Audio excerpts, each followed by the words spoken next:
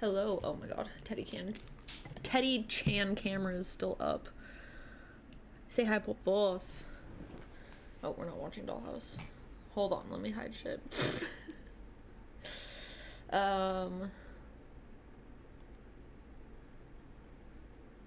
Okay, hi. Hi, chat. Oh my god. How's it going? How's everyone doing? We're gonna work on merch. Today we're gonna make some Christmas merch. I'm gonna show you some of the other merch I've been working on. I'm doing good. I'm tired today. Dude, I'm so annoyed. So, you know how I was like really hyped because I was like, we're so fucking back. We're so fucking back. I can film and stuff again. Immediately get a really bad cold. Like, I immediately got like a fucking terrible cold, and it has just been killing me the last few days. I've been filming. I've been trying to film as much as possible. I filmed all the Goth Boy stuff, so I just need to edit that stuff, and then I filmed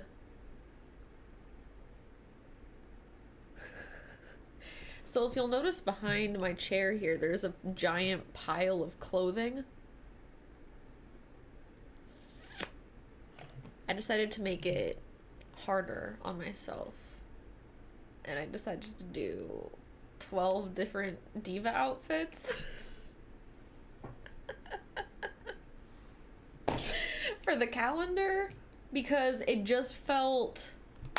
I hate when I do calendars during Christmas and then all of the photos are Christmas. Like, that doesn't make sense. It pisses me off. I hate... So, I made 12 different outfits. And I took photos of all of them. I'm so mad, though. I was fucking filming a TikTok and I got most of it. Well, I was like 5 outfits into filming, and so I already filmed like about 5 outfits worth of the TikTok that so how I film it is I'll record the TikTok, I'll just like tap the pause button to like get the clips I want, then I'll go into the edit clips, and then I'll just like replace the clips and refilm. That's usually how I film my TikToks that have like cuts in them. Anyway, so I was doing that. I'd already set it up, blah, blah, blah. It was half of it was just me staring at the camera, being like, hi. Like, just tapping the thing. And so I fucking was going to save it as a draft again. I was going back to save draft. And because TikTok, like 2 years ago, one of the updates or whatever changed where the post and the draft buttons are. So like it'll be like the... Let me just hold on. This will be easier if I just pull up a TikTok, pull up a draft. So like a draft. You click next. It'll click next. It says next or story. I click next, but then post is right underneath where next, if you click next, it immediately, if you tap it more than one time, it'll immediately click post instead of drafts, which is on this side. Oh, bitch. So anyway, it fucking posted the draft before it was done, so I had to quickly delete it because obviously I was not fucking done with it. I didn't want it posted yet. So fucking annoying. So anyway, lost all of that because you can't like undo a posted draft. It's just kind of fucked. You're kind of just fucked. Like, if I had somehow been able to, within the 0.2 seconds it took to post it, if I had been able to like hold down on the loading post, I could have stopped it, but like it went way too, my upload speed's too fast. So it was too fast. It was posted before I like deleting it before anyone saw it was hard enough, okay?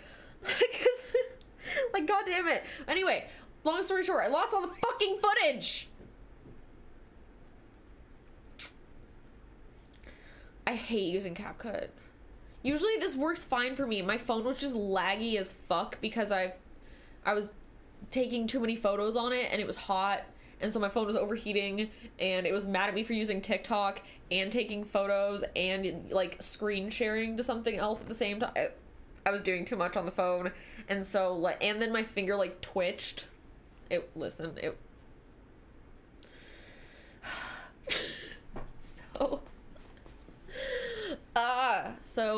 I raged about that for a good like 15 minutes. I was so fucking mad, bro. I was so mad. Anyway, have to refilm that. Have to refilm the ones that I deleted. But anyway, I filmed the rest of it. I just have to re-put on like 2 or 3 outfits, I think, and refilm those. And then I'll be fine. It's just like, god damn it! I'm fine. Totally fine. Totally fine. But every single time now, like every time I'm like going to save it as a draft, I'm like I'm just like like barely tapping it. Oh my god. I was so mad. I was so mad, dude. I was already mad because like I legit had to blow my nose. Like I have to, right now it's doing okay. I'm like, you can legit tell my face is like puffy right now because like my sinuses are just so inflamed. But at least my nose stopped running so much. But like the last 2 days, I've legit had to blow my nose like every 2 fucking seconds. I've went through so many boxes of tissues. Like, what the fuck? I don't even go outside. What is this? That's not fair. Anyway, so that's been happening. But I got all the oh my god. I got all the photos taken for the photo set. I just need to edit them all. I've gone through some of them. I need to edit them all and then put them into the calendar. I was going to try to take girl photos and femboy pictures, but that was very optimistic of me. I only had time for the one. I regrettably didn't take boy pussy photos with it though when I was doing the photos because I was in my head, I was like, well, I'm gonna take girl photos, but I didn't. So you're getting dick only for the calendar. I'm so sorry. Not really. You're fine. You're fine. Yeah, I can say it on YouTube. YouTube's fine. I'm not monetized.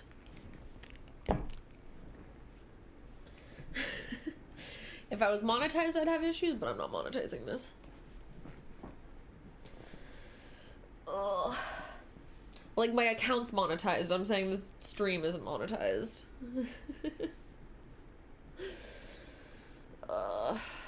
Listen. Too many people. Too many people. But I am actually fully editing all the photos, so it'll be a good photo set. It's looking good so far. I like how it turned out. I like the outfits that I ended up just pulling out of my closet. I'm not looking forward to fucking putting them away, though. Why do I always do this to myself?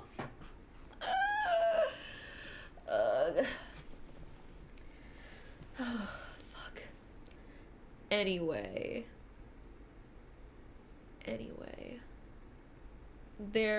Okay. Earlier today, because I've been dying the last few days, right? Because my cold, and I've just been filming and then dying. I took a nap the other day. I do not take naps. Like, at all. I hate naps. I don't take them. I took a nap.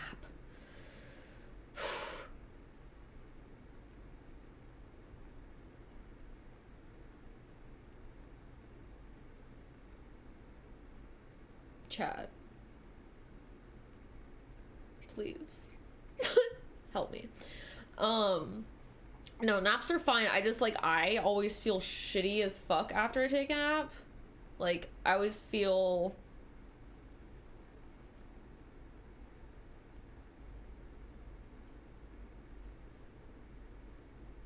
not always groggy, I just always feel worse than when I started. Right? No! I'm not old! Leave me alone!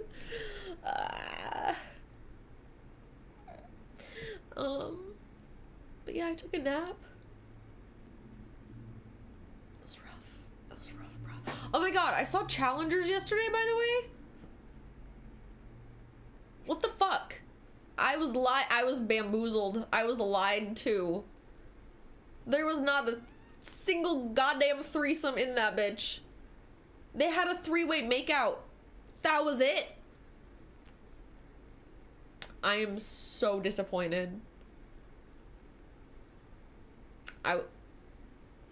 I didn't get a single fucking threesome in that. Why? There was no throuple, no threesome. They literally would have been better if they were all dating each other. I don't know why that was not the ending. Oh my god, I'm so annoyed. There was some good gay vibe scenes with the churro. That was cute. Like,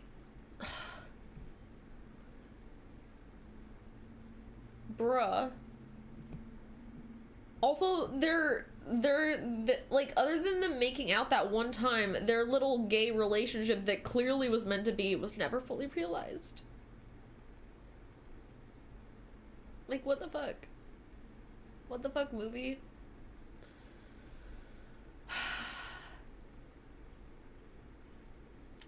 The tennis ball was good. Yeah, that part was good, but like, that's it? That's what everyone was so fucking hyped over? What the hell? People are extremely vanilla if that was like enough for them to freak out that fucking much over. Like, no, I'm talking about Challengers. Like, it was just so... The most dramatic thing was the music. Like,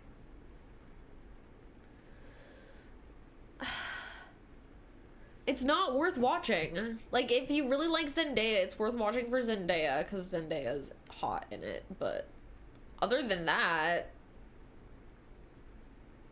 it wasn't gay enough. It wasn't threesome enough. There wasn't even that many sex scenes. Like, there was a lot of make-out or dry humping scenes, but I didn't see like, there was like 1 or 2 sex scenes, maybe? I don't know. Yeah, queer baiting the movie. With Zendaya being the villain, I don't, like, for no reason, because she didn't need to be. It was so dumb. I don't understand. Like, what the fuck? And I rewatched But I'm a Cheerleader, which is such... I love that movie. Good gay movie. One of the few actually good gay movies.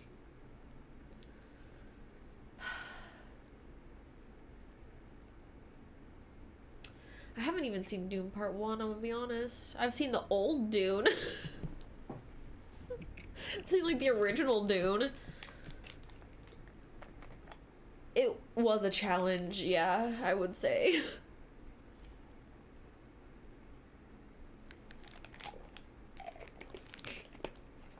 I would have to agree. I feel like the combined income would definitely be the best part of that. Oh, the nugget. The baby nugget. CB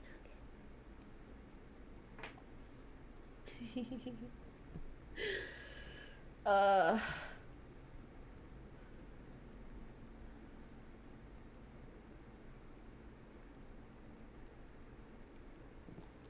Right? Like, we had some background dick, for sure, but there was... I don't think we saw any of the main characters actually naked. No, we saw the one guy, but he had a towel covering, and he was, like, angled away from the camera, so... No one's down with getting naked for the role, I guess. Pussies. Hella butts. Hella ass. You know what's so funny is when you rewatch, like, 90s movies and stuff, they were, like, terrified of ass. What's up with that? What's up with that? It's so weird. Like, I always thought that, oh my god, does that make my butt look big? Like, they were being dead ass. That's so weird. I guess ass is too gay for them. More ass for the gays then, I guess.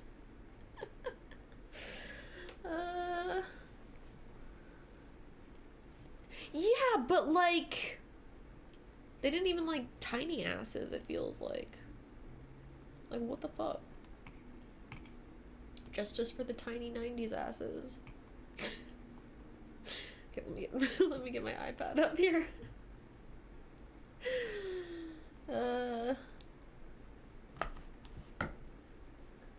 You found out this week you like being choked?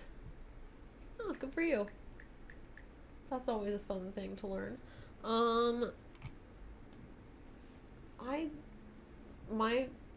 Nothing happened for me this week that was fun. I'm gonna be honest. I was dying all week.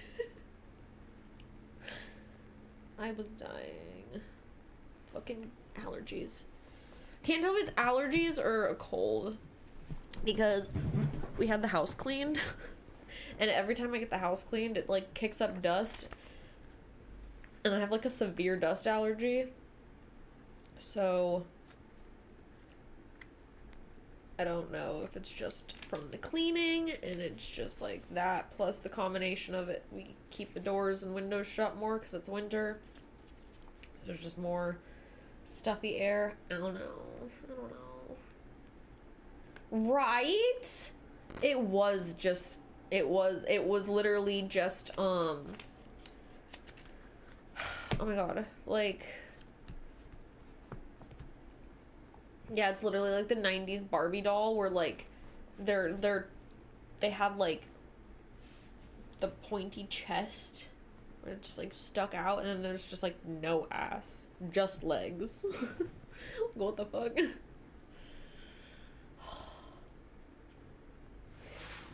Right.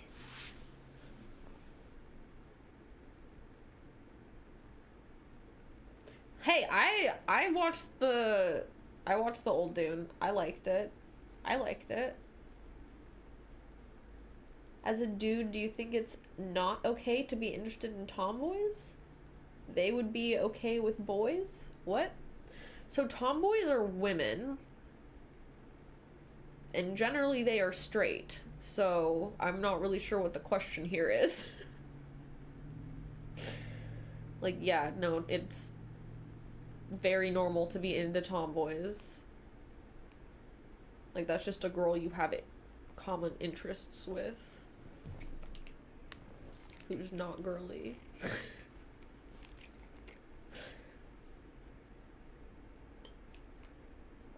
Okay, that's fair. That's fair. I actually do prefer the books.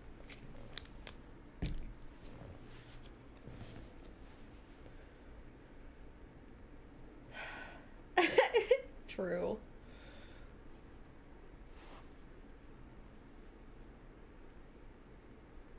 Yay!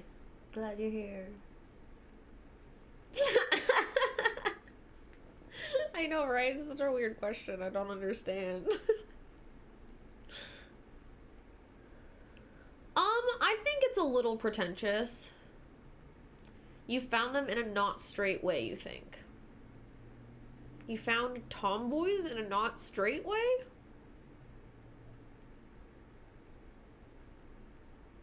Were they secretly femboys? I'm confused.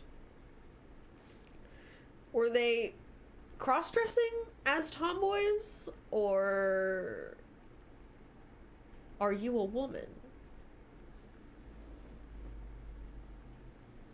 Because then go off, queen. I'm confused by the question.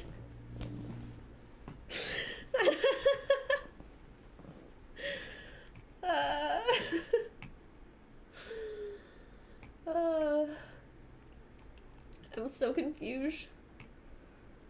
It's 1 a.m. for you now. It's, actually, I was gonna say that's so late, but I regularly stay up that late. Call. Stop. Yeah, butch lesbian. I feel like most people like tomboys. Tomboys are like a generally like enjoyed category of women, I fear.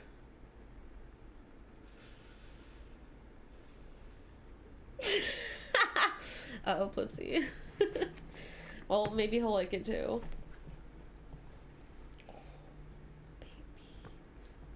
Dude, my hair is looking especially bowl cutty right now. Let's fix that.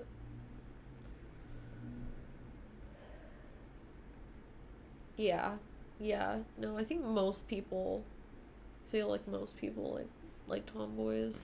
Like lesbians like tomboys. Men like tomboys. Gay guys generally fuck with tomboys because they're chill. Yeah. I know. Femboys are superior in my opinion, but yeah. Exactly. Like, who doesn't like it?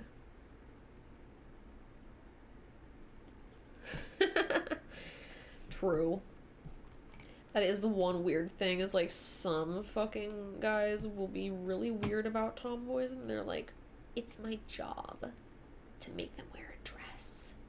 Like, please shut the fuck up. Let them wear pants. It's okay. You're gonna survive. Woo. Okay. There we go. Was it? I haven't heard that one. Yeah, femboys fuck up straight guys real hard. Whereas tomboys do not confuse lesbians at all, or like, you know, straight girls who end up liking tomboys tend to just accept that they are gay. But for some reason, straight guys just lose their fucking shit over femboys.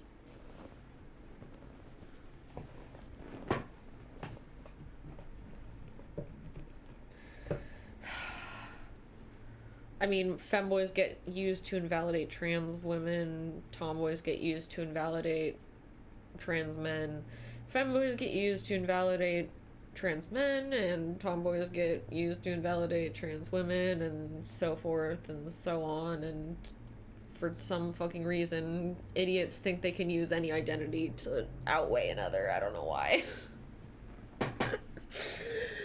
It's so painful. I don't get it.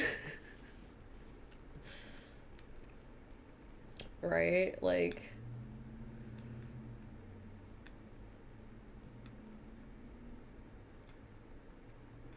I guess so. I don't think I've ever seen someone use the phrase Tom girl, though.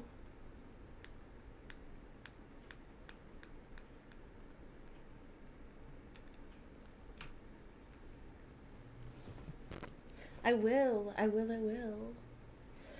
enjoy it. We just got the new pier situation. There's like a new... They redid the pier walk thing. It's nice. Yes.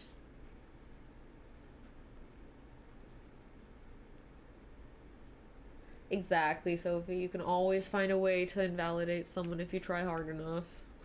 Or really, you don't have to try that hard most of the time. Okay.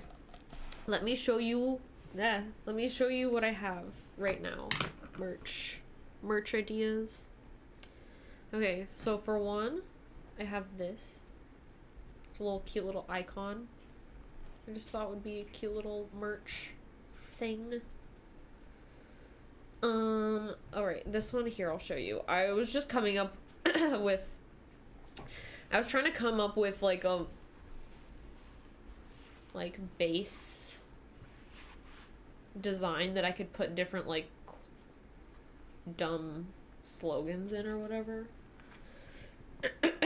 So I have a bunch that I thought of that I was trying to be somewhat related to me. Hi there, Nugget. Are you a baby nugget? Oh, baby. He's so cute, little baby. So he wants to play with you. Play with the kitten. Play with your kitten. Go play with your kitten. Go play with your kitten. Get the kitty, Bubbles. Get the kitty. Attack that kitten. Battle. Nope, no battle. No puppy battle. So, that's not for you, baby. That's where the kitty's food comes out of. Not where the Bubbles' food comes out of. Yes, not where yours comes out of, baby. Ugh. So silly.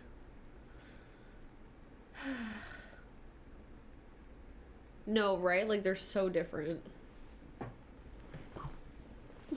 Got your tail. I really got you.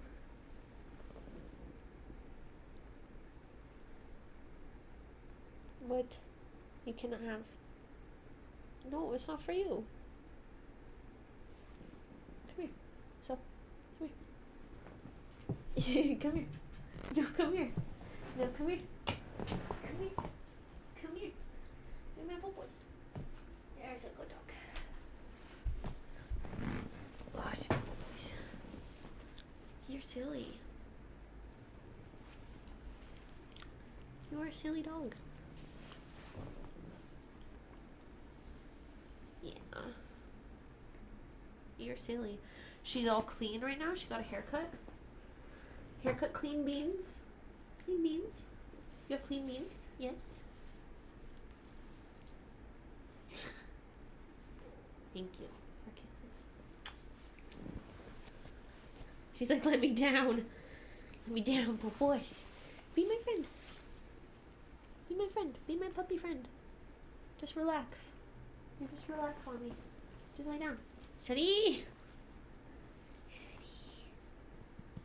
Why do you pretend like you hate to be held?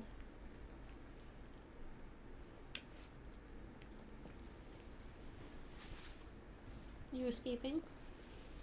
There you go.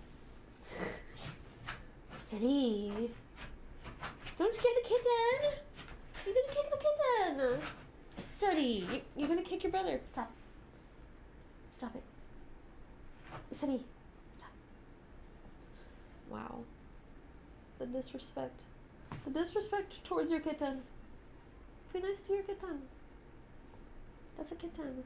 You have to be nice. Be nice to him.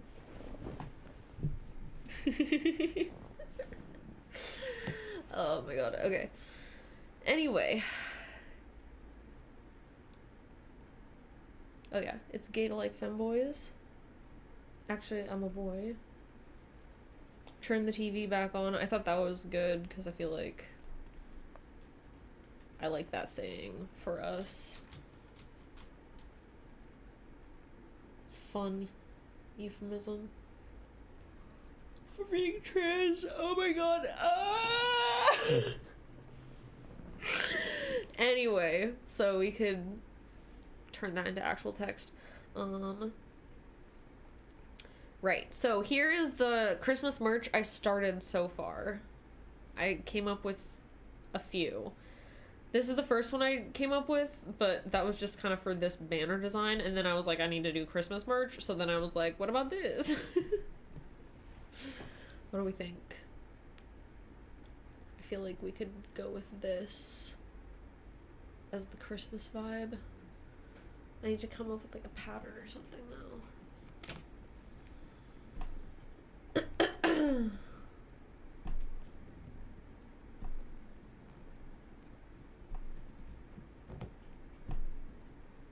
Definitely don't want any bubble heat.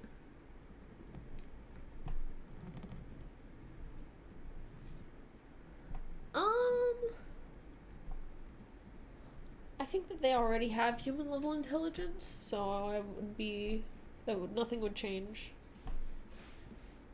What's happening, Winchin? What's happening, kitten?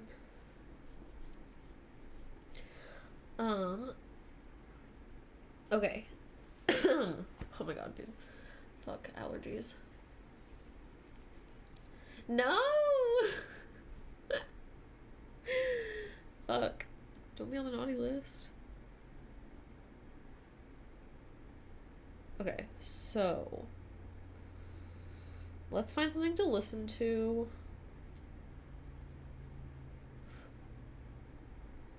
While we draw. So I can figure out what the fuck I'm gonna draw. Yeah. Here, let's put some Am I the Asshole on. We haven't done that in a little bit.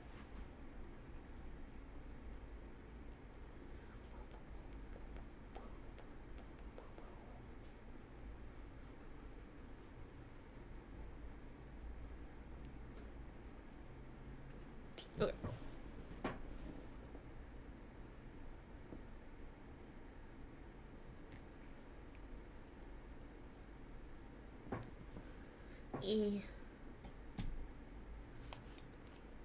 Let me get you a link here. You don't really need a link, but that way you can go subscribe if you haven't already.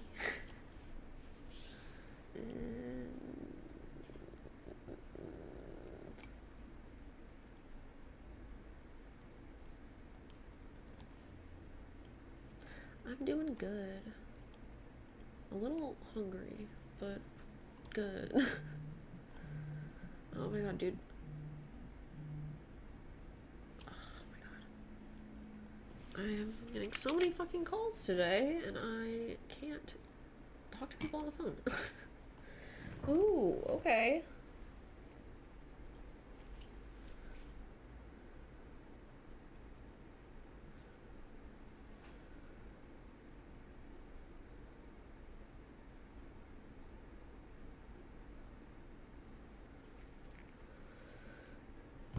Bruh.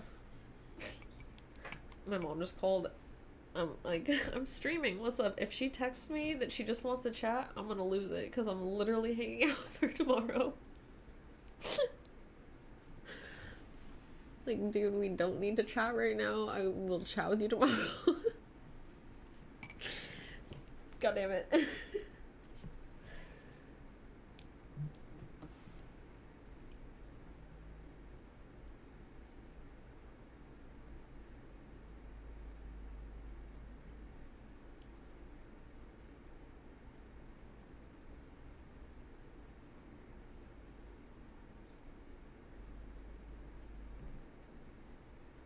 Oh, she's just asking. She's asking if she can bring Lulu. Okay. Okay. A normal question, okay.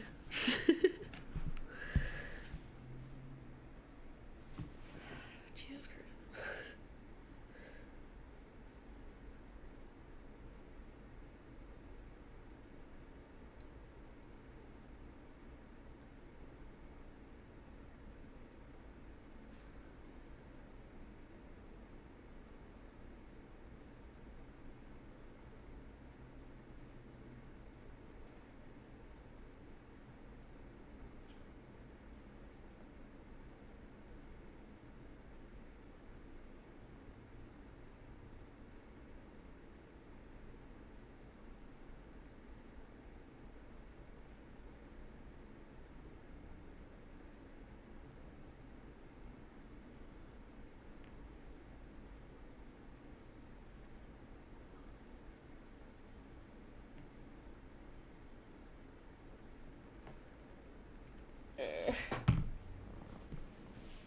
Bruh.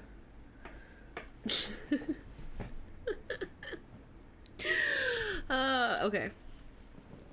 Anyway, fuck, alright, I was gonna fucking play the thing. Oh, god damn it, it reloaded. No. Okay, whatever, I'm not doing a countdown, I'm just gonna play it so we can listen. Hey Waffle Gang, I do hope you're well. My Go name is Mark, and today give the video a like. Okay. I need to make this look more Christmassy somehow. Like, subscribe, I need to do like a pattern, I think. Bit cheeky of you. Maybe. And let's crack on with today's first story. Much love, guys. Now, today's first story comes from Substantial T 4119, titled "Am I the Arsehole for Ignoring the Groomsman?" This happened at a wedding I was a bridesmaid at a few weeks ago. I, 35 female, have never been married, no kid, and more than likely will be the last of my friend group to get married. I've been a bridesmaid too many times to count. Almost always I get paired off with another single guy. My family and friends treat this as an attempt to hook me up with the other single guy. They think it would be so romantic if we tell our grandkids who we met at a wedding. I've never been interested in these guys. At the last wedding I was at, I was paired off with the groom's 42-year-old stepbrother.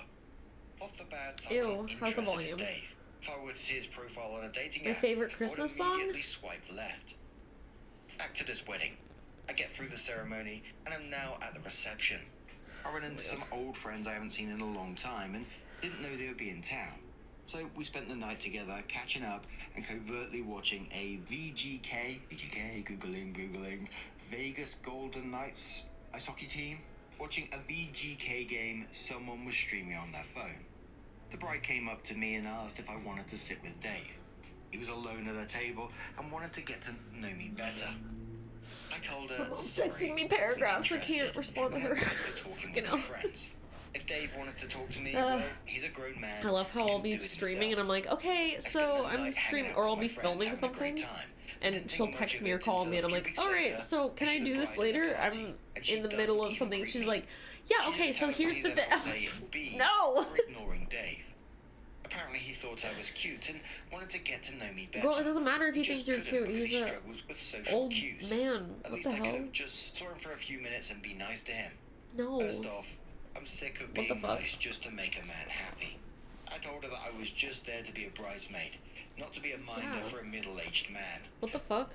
She Seriously? took me out for being a rude, stuck-up bee. Bro, Was I what is the wrong with arsehole, your or was the mom? bride being out of line? One more thing. A few months before the wedding, I started to see a guy I met at a conference. I never told anyone because I wasn't sure if the relationship would last at the time. I didn't plan on telling anyone until we hit a milestone because there would be some pushback. It's an international long-distance relationship. Even if I was single, I'm still not interested in Dave. That's such a...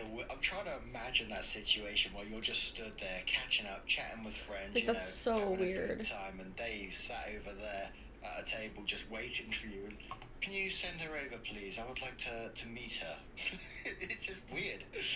Sounds like there's some kind of like speed dating event going on there. Then for the bride Oh to my get God. upset about it. And Sorry, still get meanwhile, upset I'm about it also weeks texting later, Lana about some just drama shows that we how will she chat doesn't about the really next care stream. about Oh my God. OP's feelings or comfort. So much happening. Absolutely not the arsehole in any way, shape, or form. It's just such a weird thing. The first commenter said to this, indeed, you were not, nor should have been, a minder for a middle-aged man. If Dave thought you were cute and wanted to spend time with you, he could have opened his mouth and said so. Imagine if you ended up dating or marrying Dave. Then you could be his social coordinator and handholder, possibly for the rest of your life. Doesn't that sound like a plan? Sarcasm. If you'd been told being a date with Dave was the bride's expectation of you as a member of the bridal party, you could have saved yourself money and time and excused yourself from the whole event. Not the arsehole. Opie replies saying, if I had known, I would have to babysit an People need to stop texting me. I'm putting my work mode on. Twice my size. I can't handle this. I can't handle one more person texting me right now. The bad agent says not the arsehole, but the No more bride notifications. says, you're not an escort meant to keep him company. Tell the bride to hire him one if she's so invested in him having company. Yes, says, Flipsy, that thing. There's nothing inherently Oh my wrong God. with introducing It's not trusted just people that who though, want there's you like love. layers Let to go if it. they're not interested. Apparently. This is so weird. Your friend needs to chill and back off. Okay. That being said, some of the things you're saying about him on here Christmas. are kind of mean. Candy Didn't have to cane. be interested, What should I but draw? Didn't have to be cruel either. I wouldn't say these things to his face. That would definitely make you the arsehole. The Veggie Whisperer says in quotes, apparently he thought I was cute and wanted to get to know me better. Don't get mad, He just YouTube. couldn't because he struggles with social cues. And then says Uh, the age-old trope. Because you're yeah, single bro, at it's 35, you must want any man on earth. And anyone who tries to set you up is doing you the world's Oh no, I biggest can't favor. have it that way. I The have to hold it entitled this way. bride is treating your time like some kind of charity project for the benefit of an adult man who clearly hasn't grown up. You're not the arsehole on any level. You had a great No, evening not with your Dolly friends, Parton. and you didn't want to be set up with rando number 50 just because you two happen to be the last two fish in the fucking barrel. Unfortunately, a lot of people have no respect for single women, our time, or our energy. MD's theme park says not the arsehole. Your friend sounds obnoxious, and it sounds like Bride promised you to Dave and was left in a bad spot. Yeah, That's on them. creepy. You're under no obligation to like or even entertain advances from people just because you were single. You need to have a firm discussion with your friends about this behavior and ask them to stop. Thank them for caring about you, but assure them you're not in need of help dating and will ask if it's wanted. As for the long-distance relationship, as someone who works in a profession that sees the harm of romance scams, please be careful. Good luck. So a year later, OP came back into the post with her update and says, A year? Hello, I made a post about a year ago about a wedding I was at where I ignored the groomsman who wanted to hook up with me. It didn't get much attention, but the comments were all pretty life-affirming. I've been going through a pretty hard time for a few years now. It's frustrating to see your friends find that one and settle down while you're still struggling to navigate your 30s alone. Especially when you're from a family and part of a country where if a woman isn't married with kids by a certain age, something must be wrong with her. My family and friends mean well, but they don't always see how their actions hurt me. Dave did try to reach out to me after the wedding, but I just blocked him. I haven't seen him since, nor do I care to know what he's up to. I stopped talking to the bride. I really didn't appreciate the name-calling or being expected to babysit a middle-aged man. Anyway, I wanted to update on the story so I can close out that part of my life. After the wedding, I made it clear to everyone, I'm done being a bridesmaid. I'm officially retired. If you're getting married, good for you. I'm not going to be a bridesmaid. Not even for an all-expenses-paid bachelor trip to Cancun. I think the fact that I was getting drunk and watching a hockey game with friends at the reception said it all. I'm just burned out from going to too many weddings. That retirement became official over the summer. I'd mentioned that I was in a long-distance relationship. It didn't work out, but it did introduce me to a pretty big career opportunity. I spent a pretty big chunk of 2024 applying for this gig, waiting to see if I got hired, and when I did, close out my life in America. I'm now living in Australia, at a job I love, and being able to be my own person. I cut my hair, I got some tattoos, I found a hobby I love. I have new friends who run on the same vibe. I don't think I'm going to get married. If I do, that's great, but at my age, I don't think kids are in my future anymore. And you know what? I'm starting to accept it. My family doesn't, but I have siblings with kids, so my parents can spoil them. I think I just needed to get away from a really restrictive place in order to find my own happiness.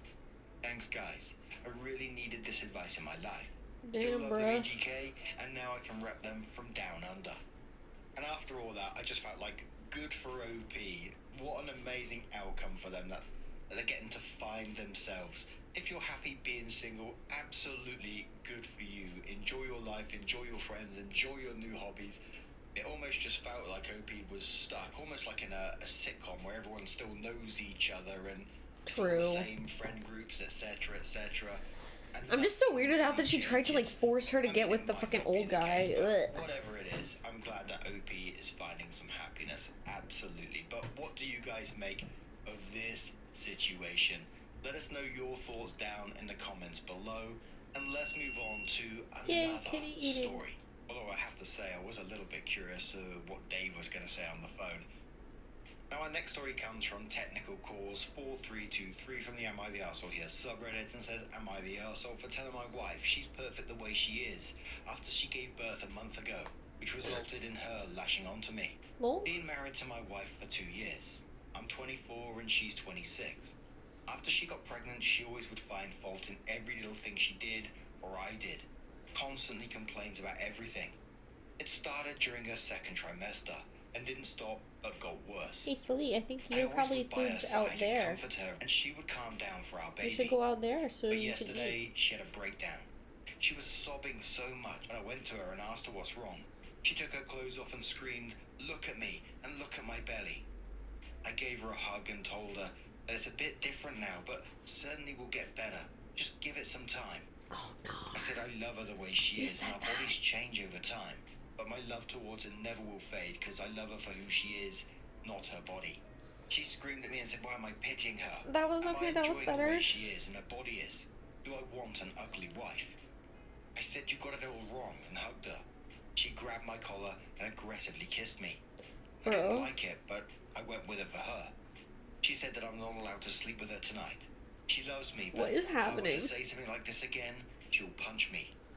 I tried stopping her and explain myself, but she didn't. You guys need to listen break me up and grabbed my immediately. baby What is and this went to relationship? sleep. I didn't bother her by going to our bedroom, despite wanting to see my baby for my wife's sake.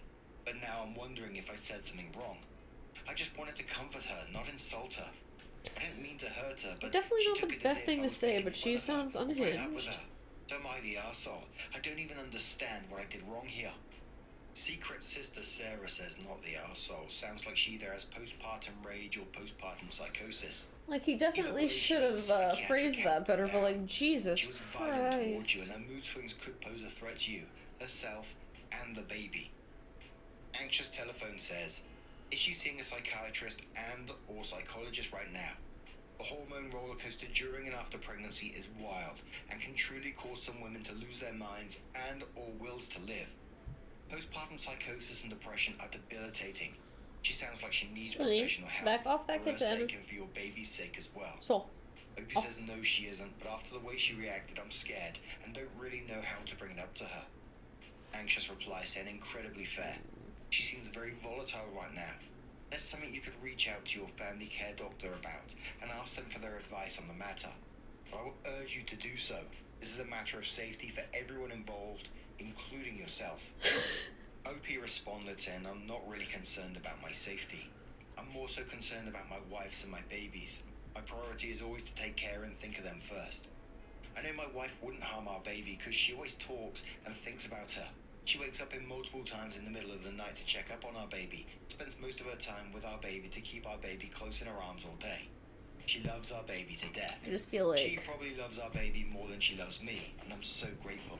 I feel like maybe you should have just I thought should through talk to what our you were family saying a doctor, little to talk to better. my wife, or even see a counselor. Especially if she just gave birth and you're like, to my wife. oh, well, it's Because now I not think great she's right not well, now. It's a and make little sure she doesn't get worse. different, but it'll I'm get now better. thinking of just Like, taking a few weeks leave and care for her, and keep seeking options to get her help. and then you phrase that as, Or whatever it is. I'm so just telling concerned her after that the I way love her how she is. That's I know not she what you loves me, said, and I love her though. as well. Iola You- says you the phrase covered it loving up someone to death, afterwards, while but- the majority of the time is hyperbole. Comes from the fact that some people have killed someone because they love them so much. Like, I'd be pissed if I was Because her. They can trust anyone else with them. or where there Her has reaction been is unhinged, murder/suicide though. is not always the protective factor you seem to think it is. This doesn't mean your wife is suffering Yeah. from psychosis. I would, It is a if scary thing I was the for type of both her person to and want those who or love have her. kids, I would hope that my Please spouse seek that help. had them with me would want So Opie to came in with a love them repent, and more, I'm thankful for everyone's 'cause advice. that's, It's the first time you for know, me that my wife is reacting the way she is. kind of necessary, It's also but the first time for her to give birth and see her body change so drastically. yeah, When I so was maybe reading you the should have comments, I said saw something so many differently. people suggested that I should leave because my wife said she would punch me. I don't think it's a good idea for me to run away and leave my love and my baby behind to tend for themselves. Anyway, I'm focused on comments about helping her as soon as possible for her and our baby's sake.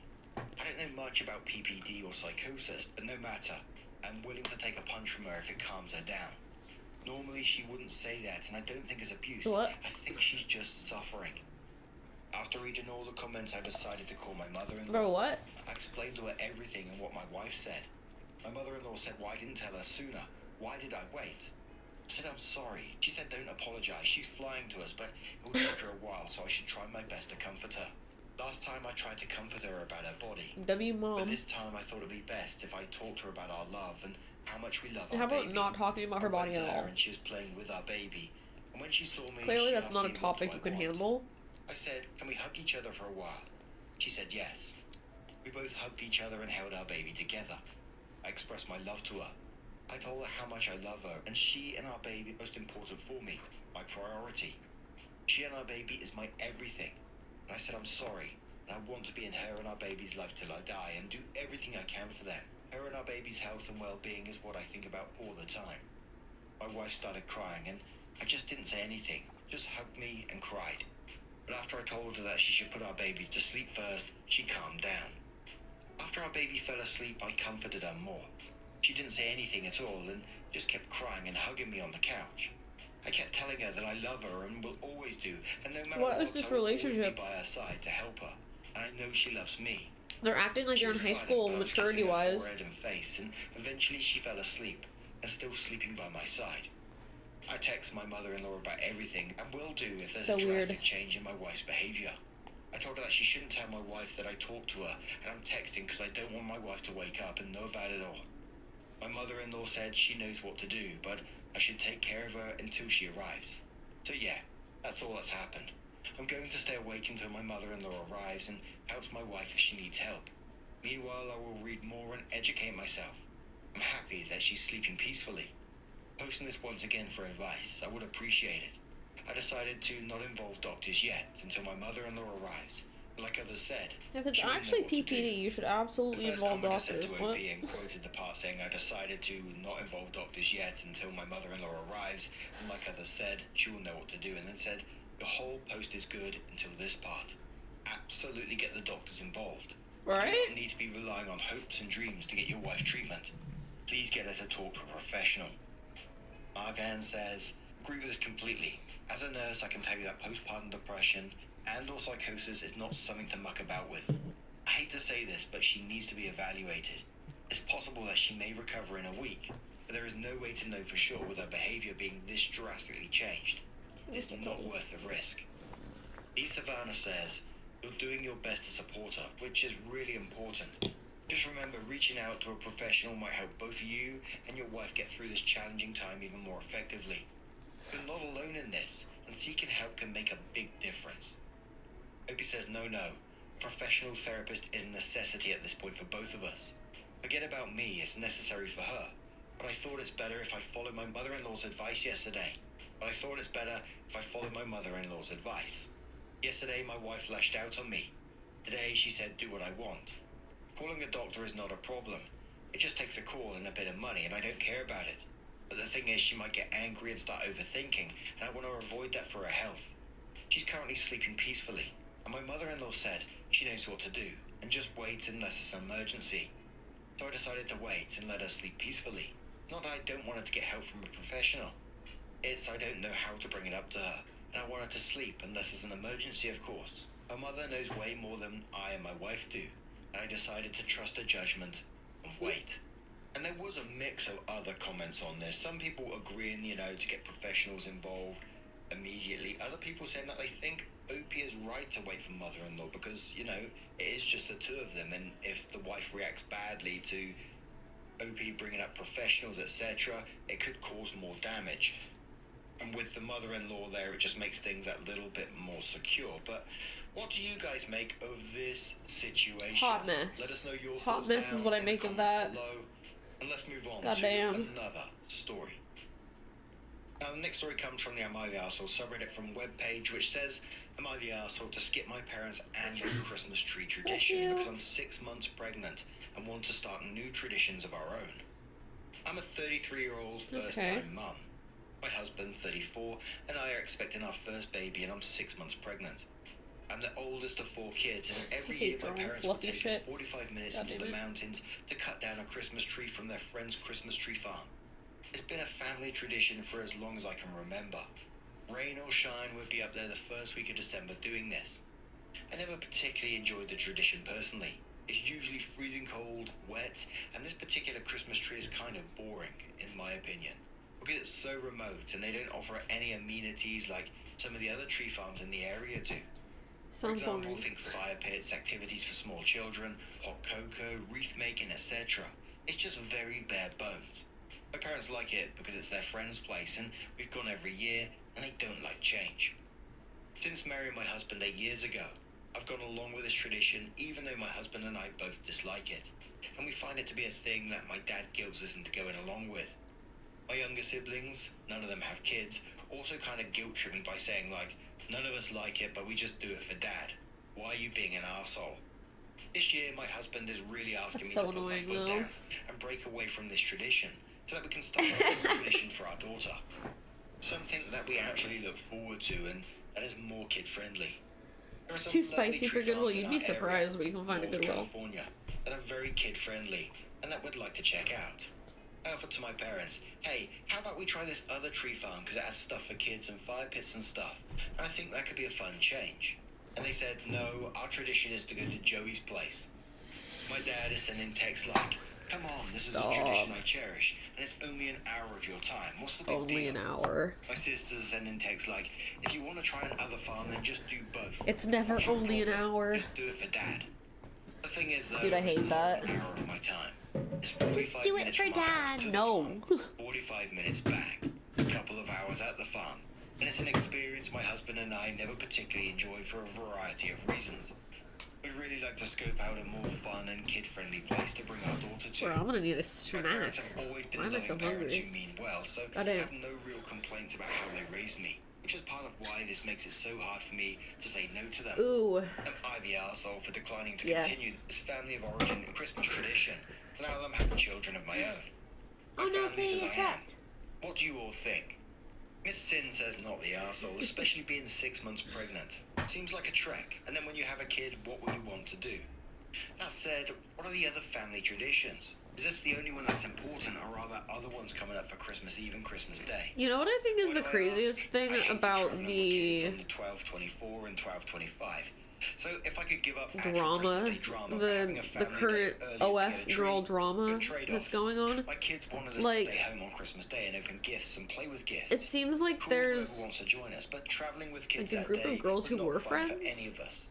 So think about this day. And Other then it things, seems both like it like families. What do you want to do, self-destructed, and how do you include and your they're families selling as each other appropriate? out Go from there. and trying to If you're expose saying each this is other. great advice. To think about this for the future. I agree that hauling a baby or a kid around on Christmas Day would But, not like, be fun for us or them. Rick Russell they're says, all "Not the equally as arsehole. bad as OP, each other." Slow down, stop all this. And you and your husband are your own family. If you prefer to do something different, don't negotiate. oh well, don't yeah. If you argue, don't have an official justify, eye don't pencil, defend yourself, then yeah, you don't gotta explain. get the actual Say, one. "Hubs It's and only I like decided $100 to or do something something. different this year. Have fun and send me the photos." By focusing on Here you nitpicky go, we're details listening like to that. amenities, distance, etc., you're basically saying, "Here are my reasons. Now start arguing with me and tell But me it why my seems like reasons all of suck." it started Stop because doing someone that. fucked It's someone else's exhausting. You don't boyfriend. need to That's what justify it seems yourself. like was the Not catalyst this of year, this but whole thank you for thing. asking, Is all that you it seems need like to someone say. fucked someone's boyfriend and then Says, something "Why are about you a trying to get fucking adults to be baby. I don't engaging in know. kid-friendly And then activities when the only kid will still be in your uterus. like If you don't want to go, don't. Quit trying to I censor don't- yourself in the it- tradition because think of the kids. I don't even which know. You're not even here yet. Firefly Brown Like, says you're the arsehole. I I think you're being disingenuous framing this as wanting No, to start literally, your own there's traditions. texts. There's nothing stopping There's you from doing texts both. of You just someone think being. it's boring and you don't Hold feel on, like I need to doing it find anymore, it. which is understandable. But sometimes the Reddit advice tends to be black and white. Don't do anything you don't feel like doing ever, not even for someone you love. Real life is more complicated and nuanced than that. And while it's true that it's within your rights to say no, ask yourself if skipping the tradition and not spending just a few hours with your family is worth making your dad sad over, something that clearly means so much to him. As someone who's lost a parent, one day you might look back on this and wish you chose differently. Elada replied to that saying, I can't believe it took this long to find a you're the arsehole response, which you are. As you're about to find out, your dad has spent 33 years doing things for his children that were boring. Not what he wanted to do and not where he wanted to be. He's asking for one thing around Christmas that is important to him. Why does it matter? I'm gonna. It makes him happy. That baby, mark my words. No one fucking likes you, not his mom, so his sister, or even him, bitch. It's pitiful. All you are is a little bitch. The only way this ends is you losing. You're a fucking prude. Get some dick, and maybe you wouldn't even be on mine so much. Like, everyone sucks here. You clearly aren't into this tradition, and it's okay to push excuse back to you. the point of not going if you really don't like it. Sounds frustrating that your family isn't listening to you. Like, excuse. Is it ever that serious? To start a new You're threatening to off a baby. I have 3 little kids. What is happening? Parents and parent What the fuck? We have traditions with each part of our family, plus traditions for just What? the 5 of us. It's not a Like zero-sum what? game, and you can create new traditions while upholding the old. Don't be those What? parents that expect everyone What to the cater fuck? to your every need because you have a kid. Anyway, so it seems like You someone don't fucked even someone's have one yet. boyfriend, someone, Just suck and it then up for this everyone's immediate crashing the tradition fuck that will out, bail. and then they're all acting Don't like make all it of like it's your fake. unborn child. If you use the baby as leverage, Like- it will only cause resentment Okay. down the road. And this is one of those ones that should be just like a simple answer, really, shouldn't it? But there's so Right, many like- different answers on this. On this one. Is You it know, ever what that tradition serious? means to I don't think people, it how is. you get locked into certain things Like, are you because okay? of tradition, compromising for other family members, and just should be just being happy that Hello. families getting together Welcome. and sharing There's some love, crazy etc. shit going down. Other people saying, just do exactly what you want. It's Oh your my God, time. like, I And that's kind of the don't way I felt understand. initially when I read the post. I felt, well, I wish there was like a everyone seems to be being a bit femboy stubborn symbol. around this tradition. There's No not, though. movement at all. I'd much rather go to a tree farm where there's hot chocolate, maybe cake, some wreath No, making, there's all other that stuff other about a stuff. baby. And I understand, though, the tradition probably means a lot to the father as well, getting the family Yeah. together, etc., Yeah. etc. So it makes Yeah. it incredibly difficult. But I That's also know for allegedly myself, I would go to what something one of the I didn't OF girls who's particularly getting enjoy just to exposed spend right now time was with my family texting at the same another time. OF girl. I'm just find assuming. I don't know who the annoying. fuck I is can't being think of the sent word right these now, but messages. I don't just know. find it just bugs me It's that there's just confusing. no movement. I don't know kn- it's tradition. It's I do just love tradition, all of but it's one such a the things fucking that hot winds me mess. up Like, I'm just about like, tradition is that there's what is this it's rabbit tradition, so hole? there's no movement What the around fuck? anything, even if everyone dislikes it. Like, I just sit back in my chair and it's like, isn't it just about family getting together, What? right? When I was young, I don't know, 10 years old, let's say, maybe even a little bit younger. How is one it of my everyone favourite sucks here, things by the I way? used to do Also, with my that's dad around dumb. Christmas It's time that I considered No. tradition like, was going and the kids are filling gonna out be Christmas bored. cards You're with just him going there because it's your around our family local friends. area, Like, and then please coming back and having a hot make them have a chocolate. more But exciting he would give me the Christmas cards, and I thing. would run off and post them in a letterbox, and then we'd go to the next house, etc., etc. And he would time me and see how fast I could do them sometimes, and all this kind of stuff. And it wasn't the fact that we were going out delivering cards in the cold, because it was fucking awful. But spending that time with my dad was just absolutely awesome. And it was just a simple thing. It was alone time with my dad, then we'd come back and he'd make me a hot chocolate, and then we'd sit and watch TV together. I don't know. What do you guys make of this one? Have you got like your own family traditions that you maybe dislike but still attend? What would you do? Like, in I this think it's particular one thing situation? when everyone Let is us know still your single thoughts and stuff, down but when in people the start comments having below. families, I And feel just like a you kind of huge have thank to you for adjust being the here today, getting traditions, involved in these unfortunately. stories, your love, your support, your time. It always means the absolute world to me. So thank you so much. No, girl, I found this, okay? Listen, I found this. I sent this to Lana. Lana sent me the Dolly stuff, and then off of that, I started, like, feverishly just hunting through all of the replies, and then I found a tangent, which I sent to Lana. And I was like, bitch, have you seen this, though? Like, What the fuck is happening? Oh my god. Like, what even? It's so... It's, Oh yeah, also apparently Nick Fuentes got arrested.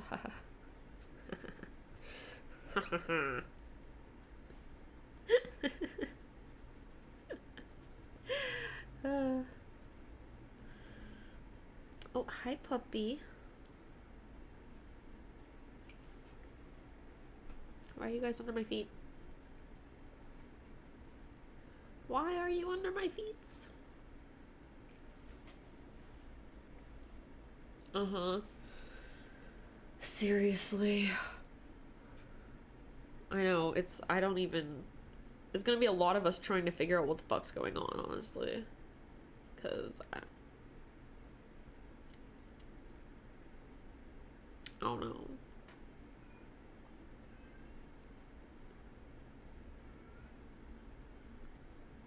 Okay, I found another one for us. Actually, I'm just gonna play it and then link you, because... Hey Waffle Gang, I do hope you're well. My name is Mark, and today we're checking out some more Reddit stories. And if you do love a Reddit story, why not consider hitting a like, subscribe, maybe that notification bell too. I don't really have, like, an idea of what I'm drawing. I'm kind of just doodling Christmas shit at the moment until I come up with something. I didn't plan this out well. Wife 28 wants a divorce. I did hear that. That shit's crazy. Did you hear that Elon is now hanging out with his son as a way of a human shield because of it? 31. I've been with my wife, female 28, for 3 years. We had a short engagement, married quickly, and have a perfectly ordinary existence. I love her. Sus. She loves me. Sus description. Taxes, housework, watch movies, all the normal things. No physical cheating on either side as far as I know. But here's the thing. I am a lucid dreamer, which means I can, to an extent, control my dreams, which is something I find cool, as it allows me to go on adventures while asleep. Buddy. It also makes scary dreams not so bad, because I can just wake myself out of them. Over the last year or so, I've been having a reoccurring dream about my ex, my first love, female 29. Truth be told, I never got over her. No, we were really? together for 5 years, from 15 and 17 to 20 and 22. We broke up after I graduated from college because she didn't want to move from New York to South Carolina with me, which is where the biggest industry for my field is. I was crushed, but moved on, and we've spoken sporadically over the years, although we never crossed any lines. I will admit that I've kept up with her own social media a bit, but nothing stalkerish. Sure. Well, a year ago, she announced she was getting married, and I experienced a resurgence of feelings for her, although I never acted on them or told her. That same night, I dreamed about her for the first time in years. In the dream, she showed up at my door and asked me if I wanted to get coffee. I said yes, of course. The dream, which was not a lucid dream, ended there. It felt so real. I couldn't shake the feeling once I woke up. It felt like we were actually reconnecting. No, he Since then, did. I've He dreamed about her wrote, several times a week, and I've practiced becoming defend, lucid, so I've been able to deny, control the outcome more times than not. something else. We lived a whole life together. Defend, over the deny, past year. delay. Yeah, that. Everything from dates to a trip to Paris together, which we visited while in college. We even rewalked the same paths we did in real life. It got to the point I was looking forward to going to sleep to be with her. Girl. Fast forward to today. My wife told me she felt distant from me, and I started to feel guilty because I thought what I was doing was harmless. But she's obviously noticed a change in me. So I confessed about all of it. What part At of it first she felt thought I was harmless to joking, you? But when she realized I was serious, she accused me of cheating on her and told her mum and sisters Yeah. were calling me a cheating weirdo. She Yeah. even threatened to That's tell my valid. ex, so she'll know what a fucking loser I am. Now, I get it's not anything a woman would want to hear. No It's one not wants like to I hear that, physically buddy. cheated. I don't want No, to lose you're my wife, but emotionally I don't cheating think on she someone can who's forgive me for not this. even there. Yeah, That's I would worse. Absolutely. If I was your partner, That's I would be worse. tripped out by that as well. You said that you're lucid dreaming, you're purposely trying to live this fantasy life with your ex. Imagine hearing that from your partner, that I'm purposely trying to live a fantasy life with my ex in my dreams. But it all just feels like a symptom. But it's okay, in itself babe. of never properly It's just in my moving on dreams from I your don't like past you and I'm relationship leaving you anyway. for someone You said else who you're very not much I over it. talk to. But Soul Angelic says, yeah, no, I think this might be a lost cause. I would certainly consider this cheating, and I think that it does warrant a divorce. You clearly don't really love her, at least not as much as you love your ex. Opie says, I do love my wife, which is why I married her. I just also have feelings for my ex, which I should have been honest about before we got married. Girl. I didn't mean for this to happen, but once it did, I wasn't able to stop it. Living that life with my ex while sleeping felt like getting to experience what I missed out on in young adulthood. Be so for real. With that said, my wife left overnight for a hotel, and I don't know if she's coming back. No, she's not coming back. Why would she come back? Elzebot says, I'm asking this genuinely, not trying to be snarky at all. What did you think your wife's reaction was going to be? Did you expect what happened, or did you think she'd be more accepting? Opie says, this guy is so she'd dumb. be upset, but I felt I owed her an explanation when she communicated that she felt distant. I didn't want to gaslight her perception. I just hadn't known that she even noticed the difference in me. I just didn't think she would leave. She's turned off her location, and I have no idea where she is or if she's alright, and her family won't speak to me now. I do love her and would like for our marriage not to end, but that seems inevitable now as I process this. Yeah, so, it was a couple of days after this, Opie updated the post and said 2 days ago I posted about the fallout that occurred after I, 31, admitted to my wife, 28, that I've been lucid dreaming about my ex and first love, 29, over the past year. After a major blow-up where my wife called me every name in the book and got her family involved, which I understand completely, so please don't take this wrong, my wife left. I didn't know her whereabouts for over 24 hours. Early this morning, why would she not? She came home and told me she wanted to file for divorce. Good for her. She didn't want to have to compete with a phantom and deserved better than a shitbag like me. But she doesn't want to move out or start the process because it's a pandemic, and she doesn't want to live on one income. We make roughly the same amount of money. Me, $90,000 a year after taxes. What are you doing, sir? $85,000. What are you doing? I tried to apologize to her for all the hurt I caused by making her feel like she wasn't enough. To assure her that I do love her, even though I still love my ex, and explain to her I've never physically cheated or had any conversation with my ex. Are you a little cat but burglar? she won't budge. She doesn't want me anymore. I can't blame her. You can't eat those. Sir, you already got caught eating a wire earlier today, okay? So which was not allowed. Alright? For 2 years. And you threw up yesterday. You're not allowed to eat any comes first. plushies, But she's okay? kicked me out of our bedroom and basically You're claimed not the allowed second to. floor for herself. There's so You're much not allowed tension in to, the house sir. right now. So I left as soon as the sun Your came sister up says hi, and the went to a kitty coffee says shop hi. to do some work. The While kitten there, says I hi. received a message on Instagram from my ex. Don't bite me. And my ex-wife sent her a long message Don't be a from her vampire. own account, telling her Don't be a about vampire. everything that I No, told you're a her. vampire. I froze because I hadn't spoken to her in a long time. But she saw Hey, that I know I'm not letting you eat and followed plushies, but you up can't an hour bop later, me. telling me she needed to No, know the truth. that's not nice. So again, I That's not confessed, nice. expecting to be berated It's and for called your a own loser good. again, because I had nothing else to lose. You're not But allowed. she didn't think that my dreams It's not about her allowed. were weird or creepy. It's not good for She thought it was kitties. sweet that I still loved her, it's especially not with good for her kitties. knowing that I'd never I love tried to you. have inappropriate No, conversations stop. to force my way into her life. Hey, I'm I'm aware putting you that down, but not don't eat condemning more. my actions Don't eat make the them plushies. right Play with the or puppy. take away from Good, the hurt good I kitty. caused my wife. Play with But your knowing she sister. didn't think negatively of me made me feel better. We messaged back and forth for a couple of hours, talking about our relationship. Yeah, dude, and how it we ended, fucking and the walked the choices dogs we earlier made. and we come back. And that's, I learned that she and her He fiancé just called chewed off up their a engagement random months ago. cord. I also told Like, her my wife was going to divorce me dude. because of the revelation. She expressed her Please. condolences, and that was the end Can of the there be an conversation. item that you I'm don't home now, randomly but I decide can't that you help want but to eat wonder all if of a this is the sudden? universe's way of putting my Lynchy? ex and I back on the path of No, reconciliation. kitten. Hate me if you want, but I made a mistake, and I hurt my wife, and my marriage is over. You being Or naughty going to be. kitten?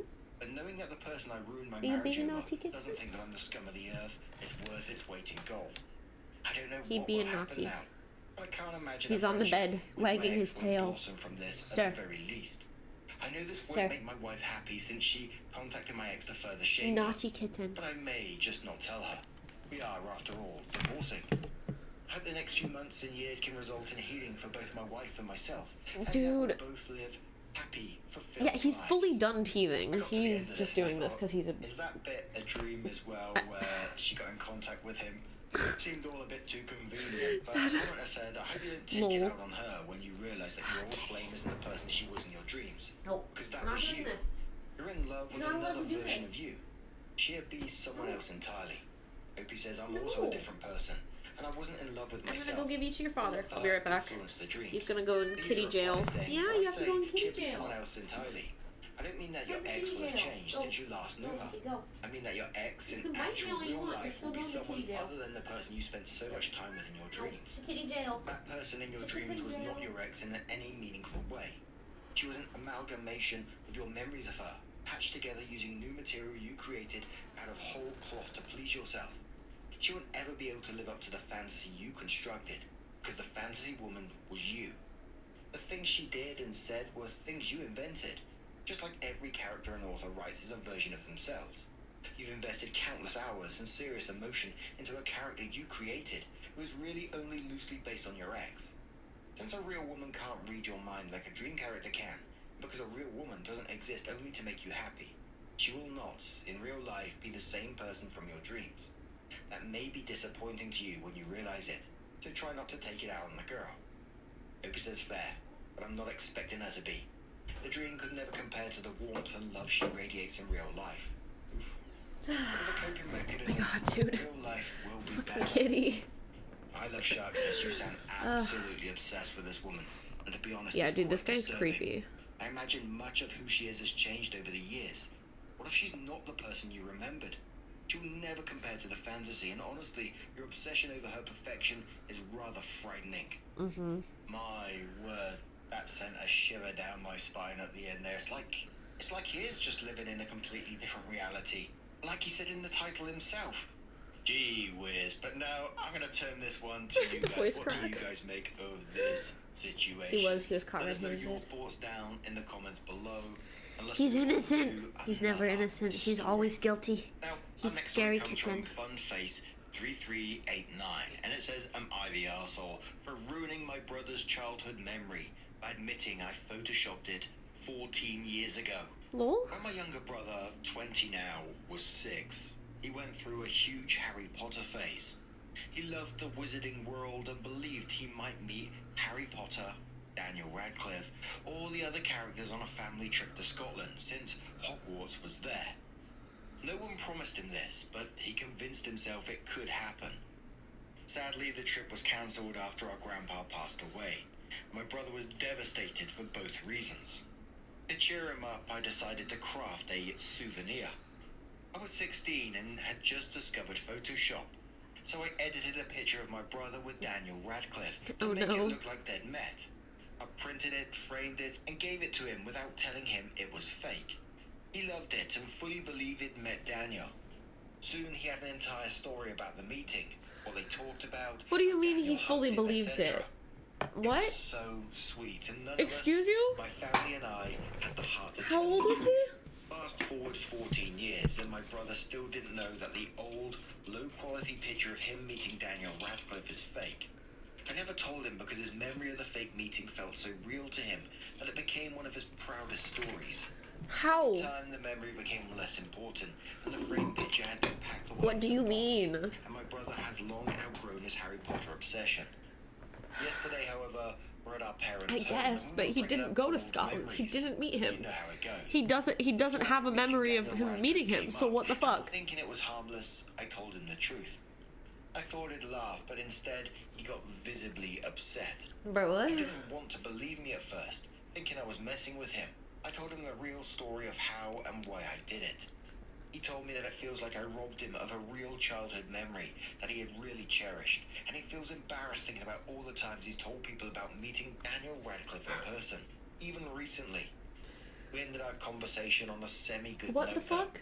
Though. I apologise for not telling him sooner, because I do feel bad that it meant so much to him even now. But I don't regret it.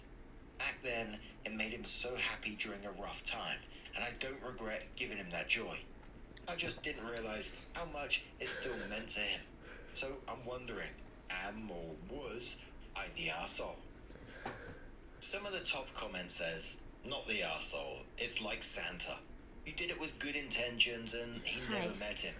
He was 6. Yeah, well, it He was is like 20. Santa, so I don't Maybe see the issue with disappointed, doing it in the but first he's place. 20 years old. How did he believe it Continue still? the fantasy for an adult. I'm sure no one ever thought at the time that this would be the result 14 years later. Sounds like he just never got the memo it wasn't real. Much worse things that can happen as an adult. Another commenter says, Yeah. I don't get why people are comparing this to Santa. This feels so extreme that everyone kept up this lie for so long. You're almost 10 years older than him. Why didn't you or anyone else tell him sooner? Your grandfather died. He was a child grieving. Like, how did he not This realize false memory it? would be so easy for a young kid to cling on to in the midst of all that. It seems so cruel to do this for years. Everyone sucks except your brother. Another commenter What? says you're the arsehole for not telling him sooner. This is not like Santa or the Easter Bunny or unicorns or anything like that. This is something that could have actually happened, and there was no way for him to What's a know mod? it didn't really happen. There are better ways to cheer up a kid than lying to them.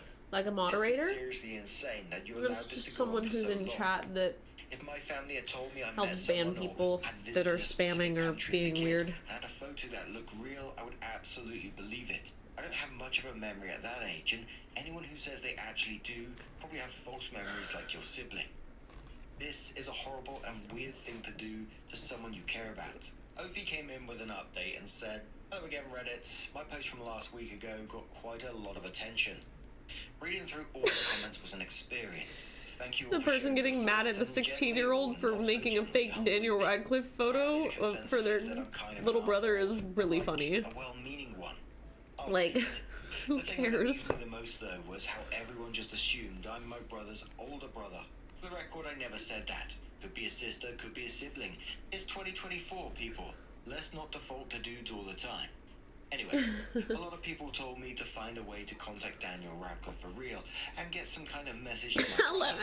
While I appreciate the ambition, That's funny. I don't exactly have Daniel's number lying around. True. Cold calling No celebrities spamming isn't for a in my while. skill set. Besides, I figured my brother might appreciate a bit of humor over me spiraling into some overly elaborate apology plan. We hadn't seen each other since my post, but we finally met up Saturday, and I brought him a new Photoshop picture of a 20-year-old him with Daniel Radcliffe, captioned, reunited at last. I just made it on my phone. That's so Thankfully, funny. He loved it, and definitely doesn't think it's real this time. Seriously, God, I'd hope. we had another conversation about the whole situation. My brother said it was still crappy to find it out like this, and so late, but that he appreciates me telling the truth. I asked him about the memory and how it felt so real to him, since a lot of comments were wondering that too. He said that looking back, it's possible he knew it wasn't real at first, but started telling a story about it to impress his friends. And somewhere along the way, he started believing his own hype. I also told him about the Reddit post. Buddy. We had a good laugh reading through some of the comments together. But when I jokingly asked if I could share either photo, he gave me a hard no. So sorry, mean, Reddit. yeah. These masterpieces stay in the family. And I'm glad that they were able to talk it out and have a laugh about it afterwards, you know. It would be sad if something like that actually damaged their relationship. I remember, you know, I got a wild memory. I've played a lot of games growing up, and, you know, when I was a youngster, we played a lot of role-play games. Do you remember a game called Streets of Rage? We'd play that, and I'd have to I'd be the bad guy, and they'd be the good guys, and they'd fight me, and then I would drop loot, and they could pick it up and buy stuff at the shops, and all this kind of stuff. Had All to that add a say, Christmas my cracker. imagination was wild. It is wild today. And I remember playing with like some younger members of my family, and I was Yeah, telling it's them, to like, keep metal bones. the streamer Today from we're having to into deal with this, chat themselves, like Wolverine or the Terminator or something. mainly. And time passed, and I didn't think much of it, but I can remember them telling another family member about my metal bones, and I thought, oh shit, let's correct this quickly. I was being slightly proud of myself at the same time. Sorry, not sorry. But anyway, let's have one more little cheeky story, shall we? This one comes from the Am I the Arsehole here subreddit from Aware Restaurant 281. It says, Am I the arsehole for kicking my co-worker out of the car after he littered? My co-worker asked for a ride home today because of the snowstorm and Ubers were charging a ridiculous amount. I said sure, no problem. While I was driving, he opened the window and I asked why. He said, I'm just going to toss my coffee cup. I said, absolutely A not. whole It coffee enabled the cup? child lock. He got pissy and said, relax, What the hell? everyone does it. No, It's they no don't. big deal. I warned him that if he littered from my car, I'm going to kick him out. He didn't heed my warning and opened the door at a red light and just tossed his coffee cup. So I turned to the nearest parking lot and told him to go back and pick up his garbage or I'm not dropping him off. We were still 15 miles away from his house and it was 20 degrees out. He only had a light I love jacket that for and OP. hoodie on. He refused and told me that I'm being overly dramatic. I told him to get out of my car. He refused, so I straight up told him that I'd call the cops and report him to management the next day if he doesn't leave my car. Only when I was with 911 did he leave my car. Oh my He told me that god. they'd pick up the litter, and I told him it's too late and drove off. He kept calling and texting me, so I had to block his number. Am I the arsehole? He probably paid $80 to $100 I love for that. an Uber. Nah, this is just like a Bruh. simple consequences have actions, right? You told him the consequences of his actions. You gave him the warning. He insisted on doing it. There you go. But I'd maybe get a heads up to your Oh my workplace, god. because it sounds like this kind of guy will just escalate this That's in some so way. I mean, funny. it's just absurd behavior, isn't it? But the commenter says, I completely understand your point. I'm Yes. concerned that he Yes, refused yes. to leave your car. That could have escalated. Please tell HR what happened before he thinks to do so. Not like a complaint, but just to mention it in case it comes up in your workplace. Are mods If he responded, hireable? said, "I'll No. definitely be talking I mean, to HR there and are my boss in a mods few that hours about this. He's still in his do it like as a probation period, job, but that's like and I'm the one that's for training really him big hard, streamers who though. have like a This whole thing huge is recorded chat with that my you gotta cabin dash cam. be watching. What a bloody Burke. You're in a car with someone that's training you at work. Not only that, you're still on probation. Oh wait, she's training and you him? decide to act Oh like no. that. Dearie me. Christopher Alt says, not the arsehole. Even if he really believes everyone litters, he could have lived with your strict rules for that one car ride, as you were doing him a favour.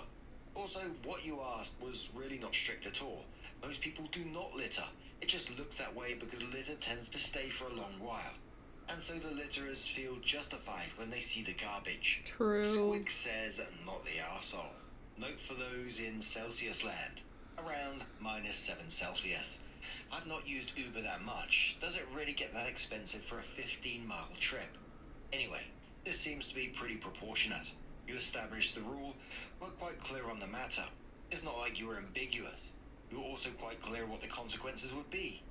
Your co-worker went out of his way to get kicked out of your car, and as a result of doing exactly what you said would get him kicked out of your car, you kicked him out. You were actually pretty generous to take him to a parking lot. Right. It's mad, isn't it? Some people just want to invite drama into their life. Like one of the comments said, even if you are that way inclined to throw rubbish out your window like that. Like when someone's straight up telling you, When someone tells you like, not to don't do it it. because you're going to get kicked out the car, just don't insist on doing it. I mean, don't do it anyway, but... Yep, dear there are me. professional What do you mods. guys They're think of this situation? Maybe little you've got a weird. different opinion on this matter. Generally. Let us know your thoughts down in the comments below. Right? And just a huge thank you for being here today. I don't- In the I comments, your hate stories, littering. Your love, your support, your time. It always means the Like, it absolute drives me world to crazy. us. There's Thank you trash so, cans so much. everywhere, bro. Hopefully, I'll There's see trash you cans in the next everywhere. one. Take care. And Like, much love. especially, like, if there's a situation where, I don't know, you absolutely have to set down whatever fucking, like, let's say you have an empty coffee cup, this situation. Cool. Politely litter, then. Set it somewhere that someone will see it and pick it up to throw away, like, on a railing or something like that. You know? Like, do that at least, if you have to do that. Which you didn't have to do that. Just find a trash can. Oh my god.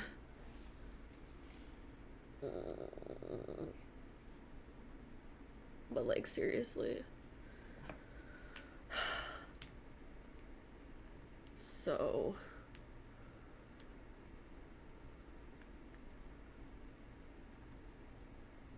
Is London okay? That was a redundant question. They're not. I know they're not.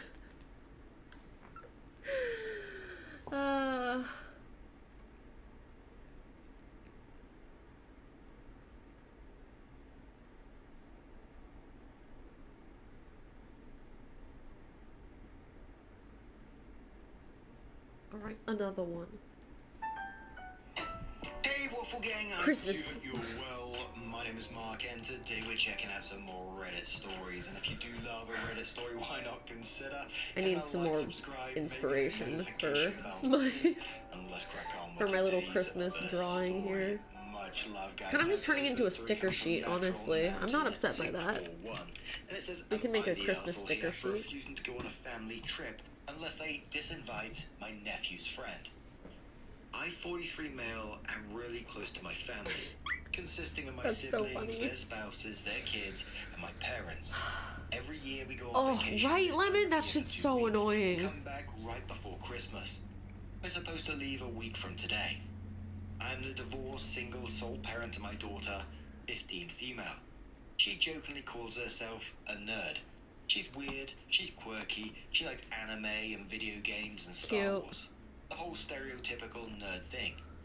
She does get bullied at school, but since leaving middle school and growing up a little more, she started taking it better, and mostly it's stopped. This one boy, who I will call Jeff, 16 male, presumably, and is coincidentally my nephew's, who is also sort of an arsehole, best friend, is an absolute nightmare. I've talked to the school. We've had meetings with his parents. She's switched around classes extensively, but he still goes out of his way to pick on Emily. She has told me herself that she can deal with name-calling, but it doesn't stop there. He pulls her hair, rips her clothes, destroys her things. Like this kid is a full-fledged That's nightmare. a demon. It even got into a fist fight where they were both suspended for last year because he stole a backpack and put it into a full toilet in the boys' bathroom. When I was discussing plans with my sister, she brought up needing to buy Jeff a winter coat. And so he hasn't been reprimanded by the school because... I told her, admittedly without What thinking, reason? that we weren't going, and she began begging me, talking about tradition and family and blah blah. I said no, I'll eat my portion of the cost, but we are not going. After a long conversation, I said I'll go if they disinvite Jeff. We are well On off, Kick? and we're lucky Probably to not have very grown important. up in a financially stable home with parents who are attentive and But I don't know supportive, anything about streaming and on for our kids Kick. to have done the same. Jeff was not that lucky. He lives in a really unstable environment, both financially and emotionally. This was apparent to me from the meetings with his parents, as his father did not care. His mother blamed my daughter for being evil, and these were multiple separate meetings. This is awful, and I'm sorry that Jeff or any child has to go through that, but I told my sister that my position still stands. Yeah, The conversation fuck that went kid. back and forth, mostly just her throwing excuses. Jeff has divorced parents. So? He grew up differently than us. Maybe it's just a crush. Ew. So on and so forth. If it is, that's When I reminded her of the concerning. fight, she said, I know, but Jeff needs By the way. this. She mentioned how he needed a break from his toxic home life, and I respect that.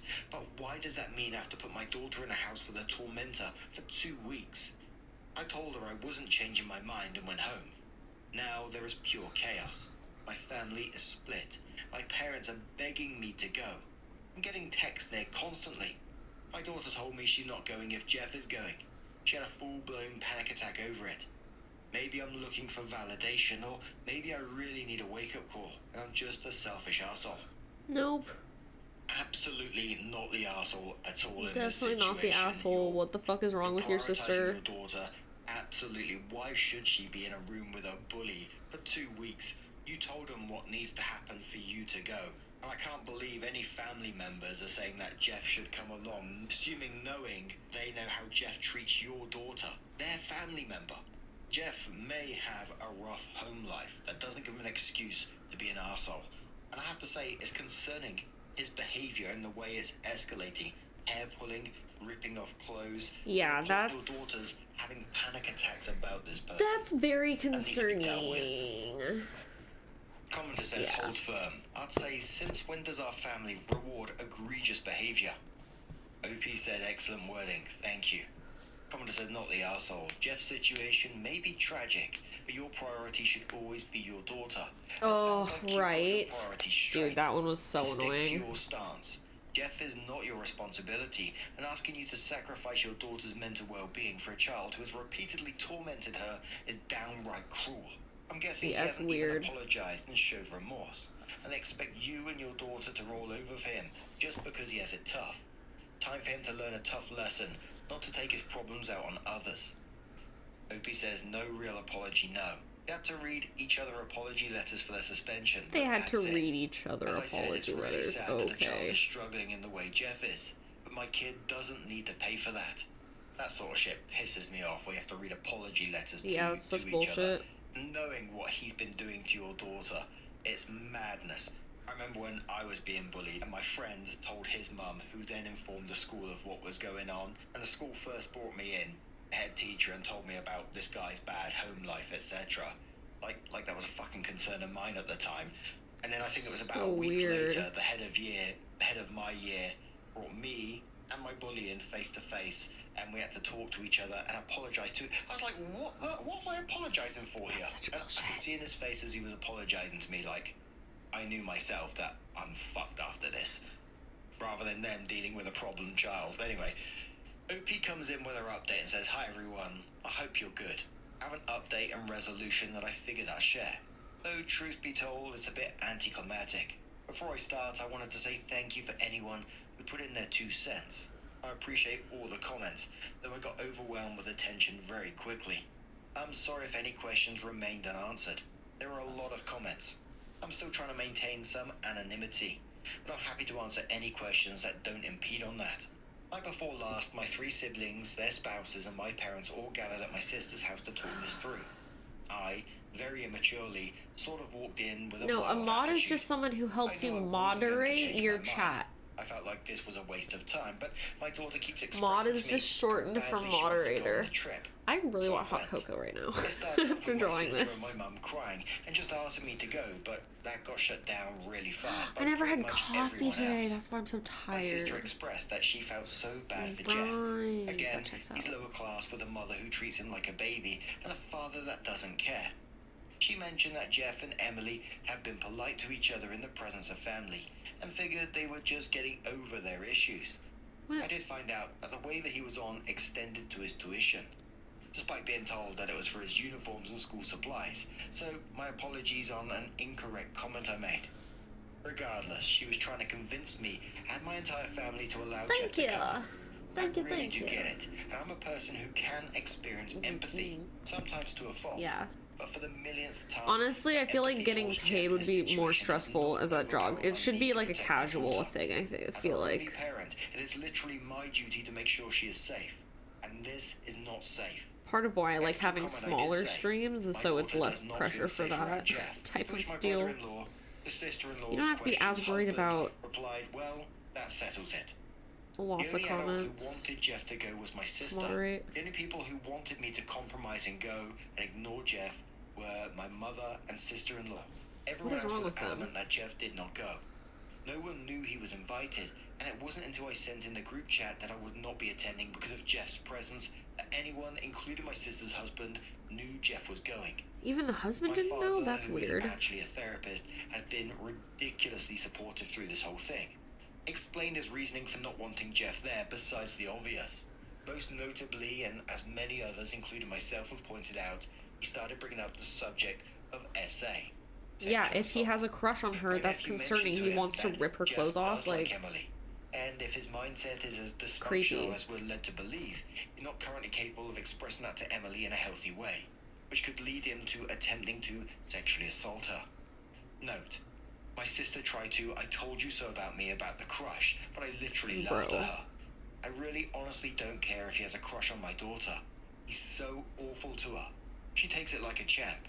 She holds her head up high, and I'm so proud of her for that. But that doesn't change the fact that Jeff has been so sincerely what is wrong with the fucking mom? It makes me sick. Or the sister, whatever. Decided that Jeff was not going, thanks to another comment I saw. I did tell her that she was doing a great thing by trying to help this boy, but her niece came before him in this situation. I brought up that Jeff might retaliate against Emily. Again, thanks to another comment, for being disinvited. True. So we came up with a plan. Sort of.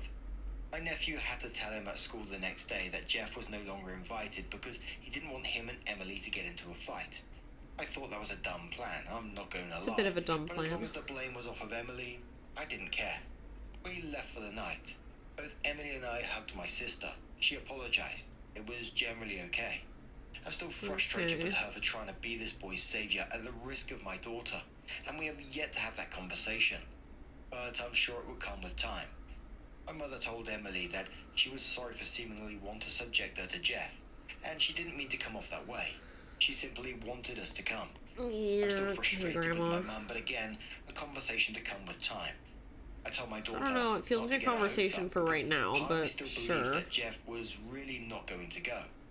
because part of me still didn't believe that Jeff was really not going to go. But we proceeded with cautious optimism.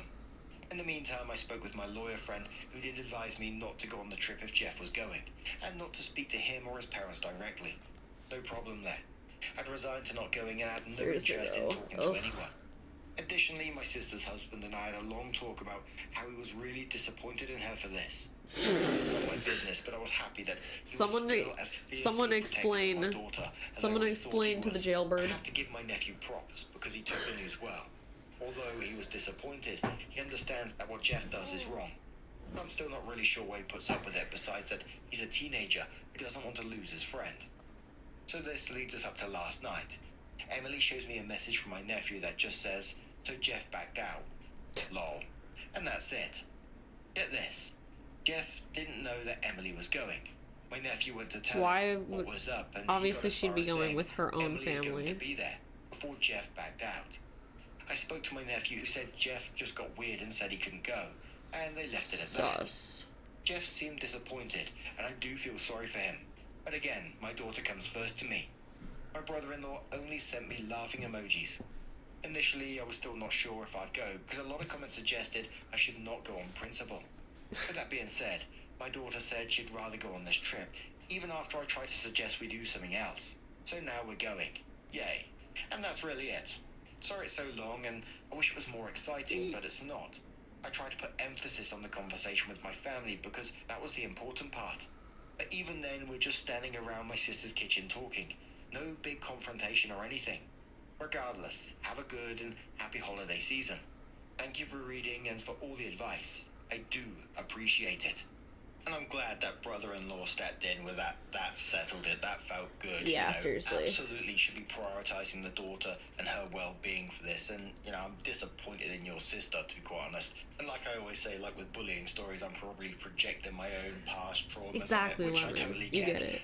I haven't been there, experienced it. I would certainly be escalating this as much as you can to keep this guy away from your daughter. And maybe even your daughter talking to professionals at the same time. Absolutely might be fine, but I just remember my own head, again me projecting here, my head went to some dark places, and it also came up with, like, in some weird way, my brain would say, I can't tell this person because, I can't tell that person because, I would make an excuse why I couldn't tell people. I know that just seems like madness, but that was my mind at the time.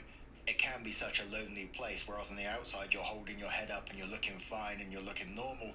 In your head you're battling with all these reasons not to tell people. Just like a quick little example, I was always worried to tell one of my brothers because I know my brother would have absolutely splattered this guy on the floor.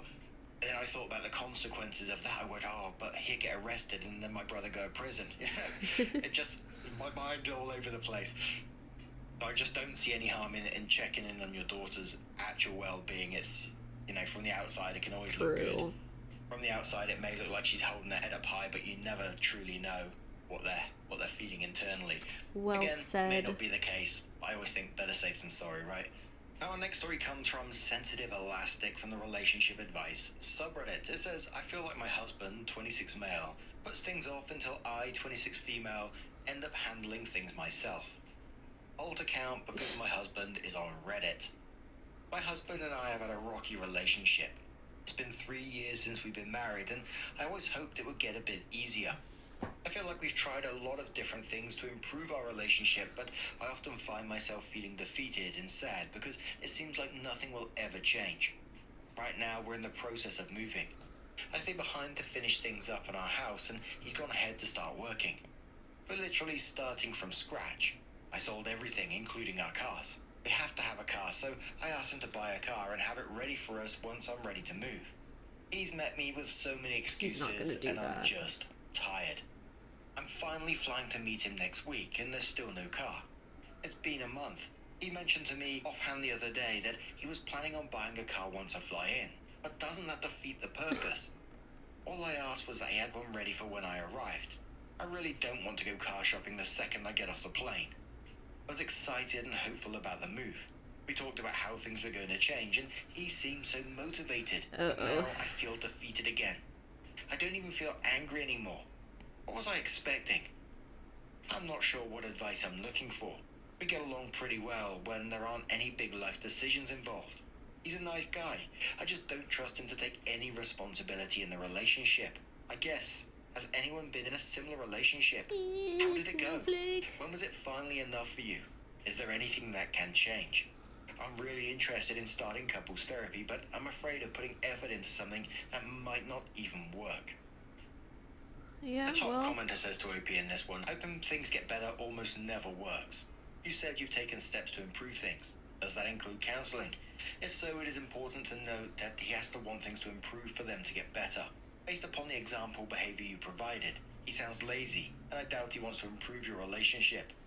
If you've hit this point, it is probably time to cut your losses and move on. I'm sorry, and good luck. And it's one of those ones where that comment pretty much said it all, really, isn't it? You either have a conversation, maybe get some professional help, or cut your losses if you're unhappy with that situation. But OP came in with their update and said, "Hi Reddit, I made a post 3 years ago about my husband not taking the initiative when it came to purchasing a new car after a big move. My post didn't get too big, but it's always funny when there's updates from so long later. So I decided to log back in and make my own. I don't know how to link the original, but please take a look at the post history if you want to see my first post. After making the post, my husband had made an appointment to go look at cars. I remember feeling really good about everything in that moment. I found a huge relief knowing that he this bought big thing was like a finally shitty car or taken care of. something, probably. When his appointment came, my husband called to tell me some good news.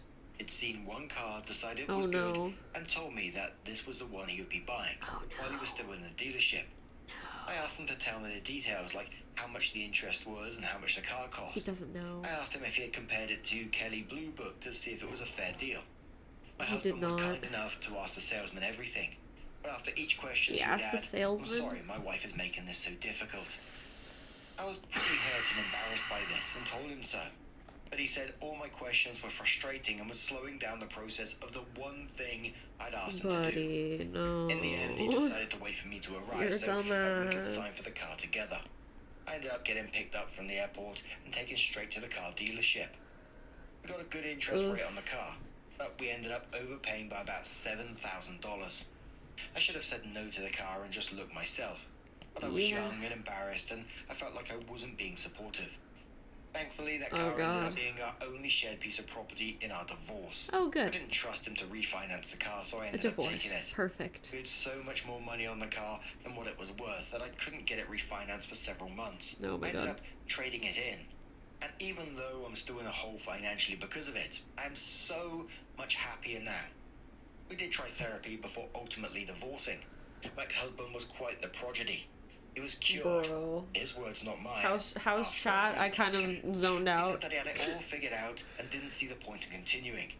He also told me that he was the only one who had ever put any effort into the relationship, and that it was 100% my fault that we were divorcing. Buddy. He told me that no one would ever love him again. He told me No, that buddy, no one would ever love him no. again if I left, and that he might as well off himself because there's no point in going on. Okay, bye. When that didn't work, he said that no one would ever love me again, and that I was lucky that he stayed around as long as he did. He then asked me if I would forge his signature on the divorce documents because I was basically forcing him to do it anyway. I did not. What? Anyway, I'm happy to report that he was successfully able to move on from the trauma I put him through.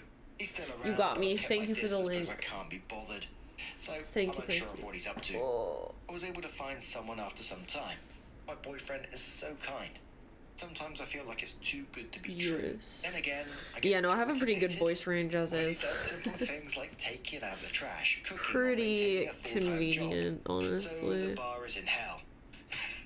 He's a great guy, and he does And yet more they than would the bare always minimum, make me I Soprano promise. 1. Looking back, I knew that I Hi. wanted a divorce. I just wasn't ready to admit it. Hi, My Bob. ex-husband didn't love or respect me.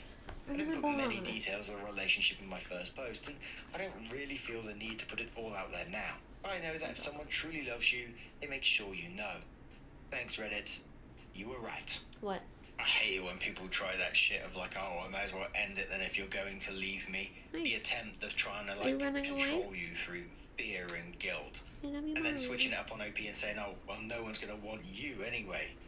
Just makes me think about if OP was to look back on their relationship, what other kind of signs that they would see. But what do you guys make of this situation? Oh boy. Let us know your thoughts down in So the comments goodbye. below. Then just a huge thank you for being here today, getting involved in the stories, your love, your support, your time. It always means the He's so absolute world to me, cuddly. so thank you so. I wish we could listen to music. It's fine though. Alright, we got a new one. Ooh, posted 20 minutes ago. Nieces are devastated. I revealed Santa's not real. Bro, how could you tell the nieces Santa's not real? That's fucked. That's fucked. Hey Waffle Gang, I How do could you hope do you're that? well. My name is Mark and today we're checking out I'll some get you a link. Hold up. Reddit stories. And if you do love a Reddit story, why not consider hitting that like, subscribe, maybe that notification bell Link. too. And let's crack on with today's Fair first question. Much love, guys. Now, today's first story comes from GFJQ23, and it says, me, 32 female, posted on Facebook about Santa Claus not being real. My niece, 13 female, is a Facebook friend and is now devastated. Sister, 36 female, is furious with me. I can't believe I even need to post this, but here we go. I posted the Ryan Reynolds Deadpool meme where he tells kids about sex and says how Santa isn't real. My niece, who just turned 13, That's a good has question, a Facebook account that is Clipsy. about a week old. I honestly forgot I even had her as a friend. My sister One of called the me things that furious. made me realize the Apparently, she most had is to I was complain to talking. both my nieces. Well, The other one is 11, and now they're so one of the things that upset made me I couldn't go to realize school today. that something was I told her I thought up she had told them was years when ago I about Santa did not being real. But I still felt bad and apologized. She says that isn't good enough, and I need to cosplay. I don't publicly remember say which how cosplay. It was Santa one of the is boy real cosplays and I provide did. proof to my nieces how I believe Santa is real. And I refuse. yeah, I think wait, let me pause. It was one of the boy videos I did, like 3 Christmases ago or something. I think it was the Boozette one. Or the Boo. I guess it's not Boozette. Boo video. I think it was the Boo video. But like it felt right in like a way that getting dressed normally doesn't. And then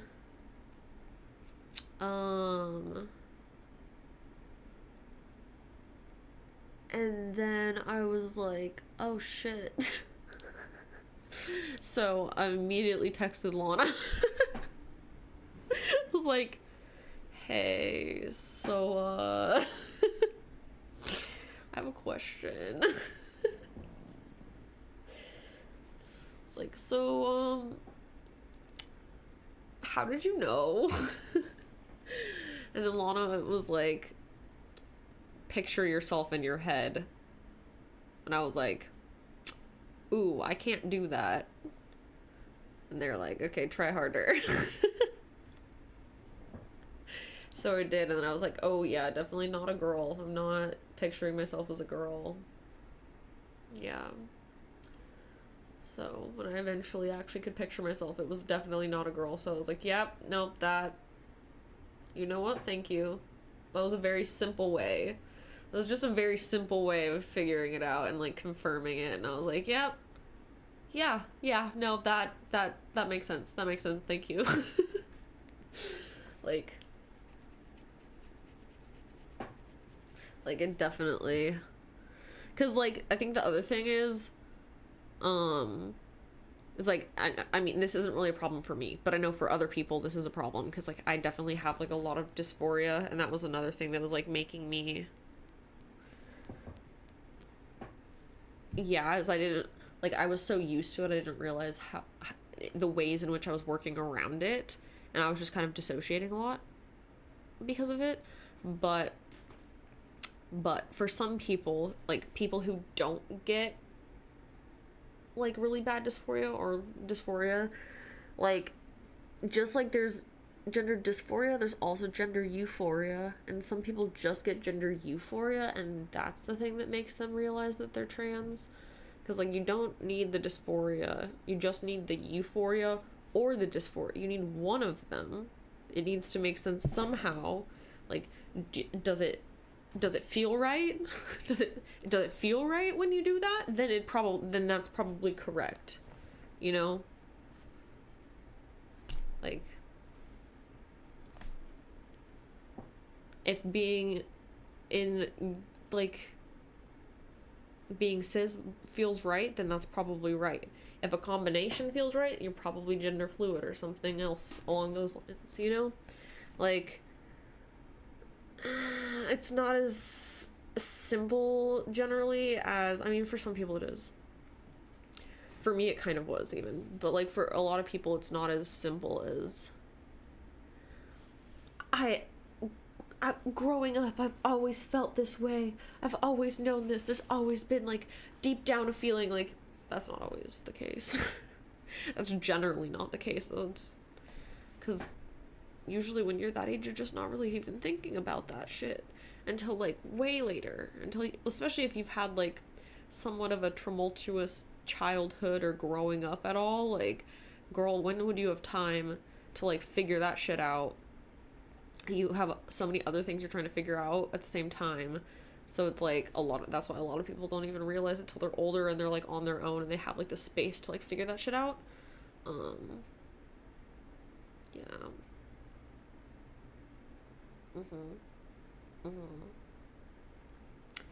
Yeah. And I mean, there's also like a bunch of different identities that we learned when we were doing all of the different flags, but there's a bunch of different identities for people that just like don't have a gender, like agender, and the various different categories for that. But yeah, exactly. Like a lot of people don't even know what like being bisexual is, so like being trans is like a whole other thing, not to mention if you're like non-binary, that's even more confusing sometimes. So it's like, yeah. It's a whole thing. But like, if it feels right, it's worth exploring, because like you can just stop whenever you want to. That's the fun part. You can just go back. It's not that big of a deal, you know? Like, no shame in experimenting with stuff. Obviously some people will try to shame you for it, but there's no actual shame in it. Oh yeah, I was terrified. I was super fucking terrified. Like, I remember when I was texting Lana, like, I was like, no, that makes perfect sense. Like, I definitely am trans. I was fucking bawling. I was having a full panic attack. I was like, the way I just described it right now sounded very like, yes, Zen, I am a boy. Like, no, that's not. I was like, I was full mental breakdown. I was like in the bathroom with a pair of scissors just holding my hair like wait for a haircut, wait for a haircut, wait for a haircut, just get a haircut, schedule a haircut. Like, ah, fuck.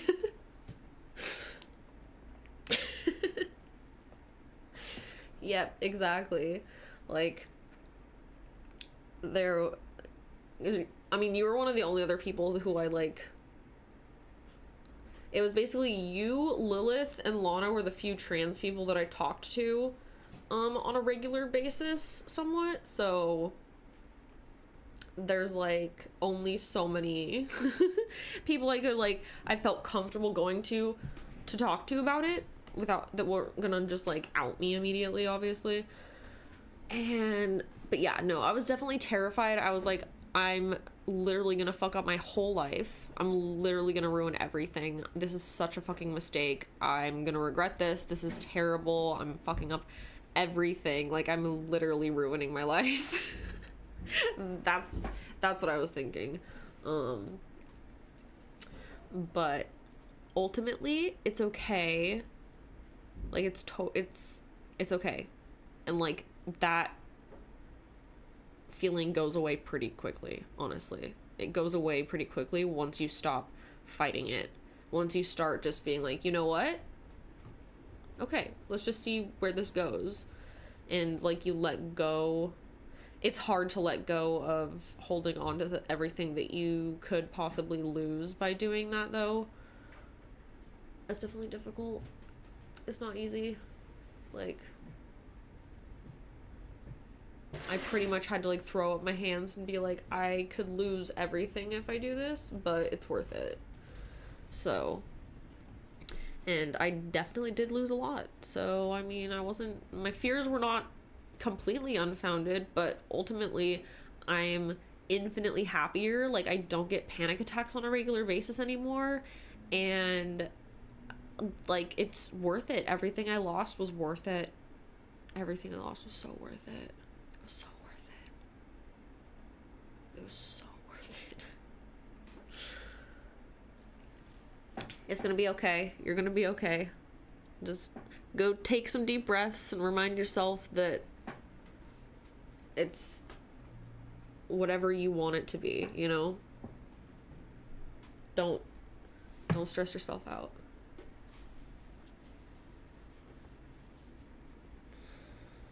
Oh god, it helped me weed out so many shitty people who follow me. It's great. No, like when I filmed the video,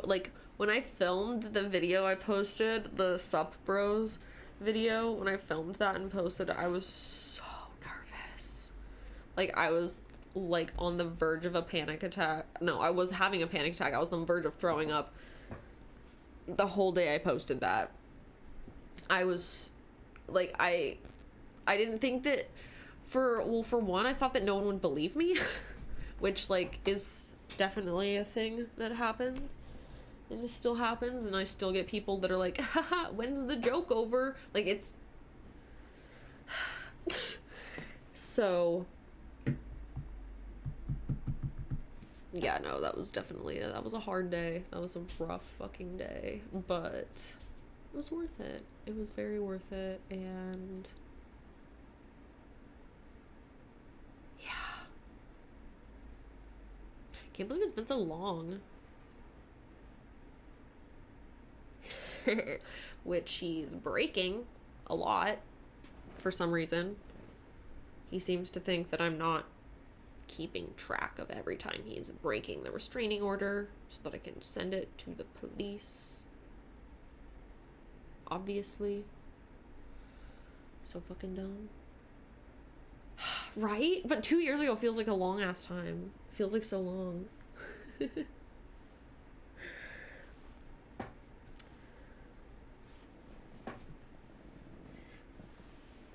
No, it was not that. I never said I hated it being short. I was talking about, there was a bunch of people who were in my comments like, why'd you cut it? Like, why'd you cut it before I came out?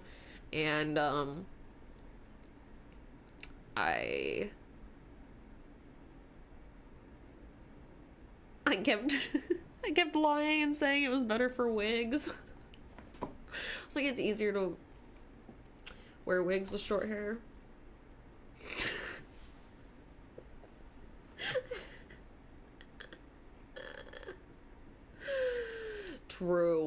True, Brandon.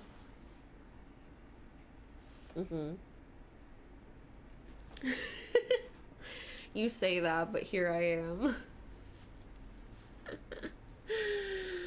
Yeah, exactly. I need a lot less hair dye. It's great.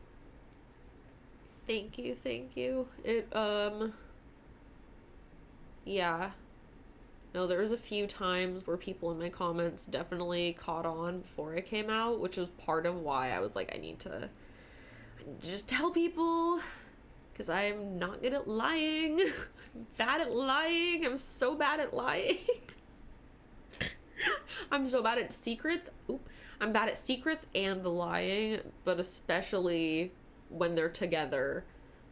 It's a secret and I have to lie about it. That's the hardest. So, oh god.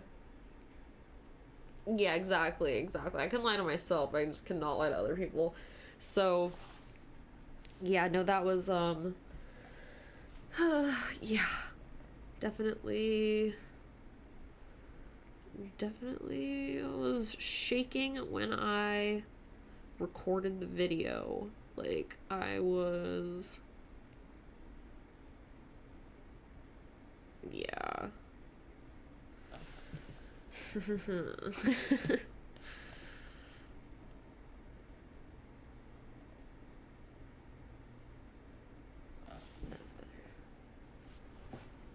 So, yeah.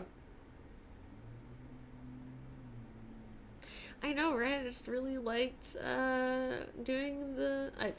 Bro, before I cut my hair, I legit was wearing a wig 24/7, like, when I wasn't taking photos and stuff. Like, I was literally just wearing a wig 24/7. Just because the dysphoria from having long hair was so bad. Like, it was so fucking bad. It was so bad. Like, I was... Let me not say that on YouTube.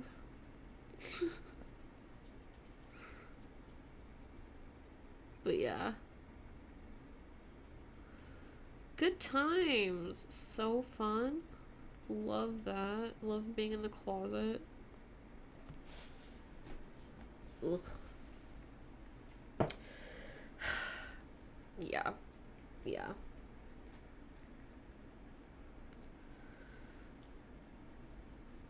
Honestly, that's a good way to work things out. That's what I do too a lot of the time. What are you guys doing over there? What are you doing? Are you being silly puppies? Alright, let me play this again. Let's hear about Santa. Santa still. My mother and father How old are sided they? with my sister, Sorry, saying I'm going back. and now they're so upset that they couldn't go to school 11? today. I told her I thought she had told them years ago about Santa not being real. But I still felt bad and apologized. They're over 10. She says that isn't good enough, and I need to publicly say how Santa is real and provide proof to my nieces how I believe Santa is real. What? I refuse. I think they are far too old to be believing in Santa still. My mother and father sided with my sister, saying I shouldn't ruin my niece's Christmas. I fear they are a little too old. And take away their childhood prematurely. I feel like I'm in crazy town. I just sent They're an email 11. saying I'm sorry the incident happened and that my nieces are hurting, but that I'm not going to pretend Santa exists because I was an unreasonable beaming request. that day, even though it was like the worst haircut. Like it was so short. My sister said until I agreed to lie about Santa, I was she's so going happy. to go no contact. Am I wrong that 13 and 11 is a fine age to stop believing in Santa? 13 and 11? They're all upset, but oh my god, I thought the 11-year-old was the oldest. Oh my god, you're way too old. What is that? So I'm a bit shocked about this, all honestly. You still believe in Santa at 13? Yes, I know Santa isn't a Christian thing, but Christmas is a Christian holiday.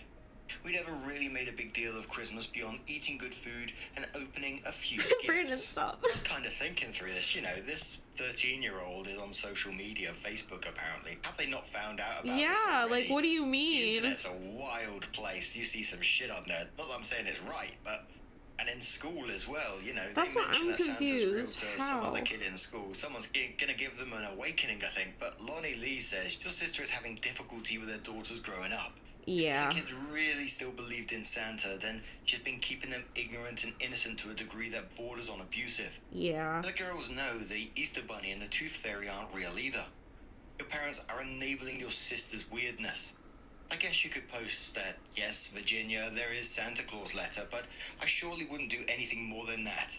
Your sister should be more worried about 13-year-old finding a baby in the Cabbage Patch than leaving milk and cookies for a man in a red suit. Right. OP says, the weird thing is, my sister is a very sex-positive parent.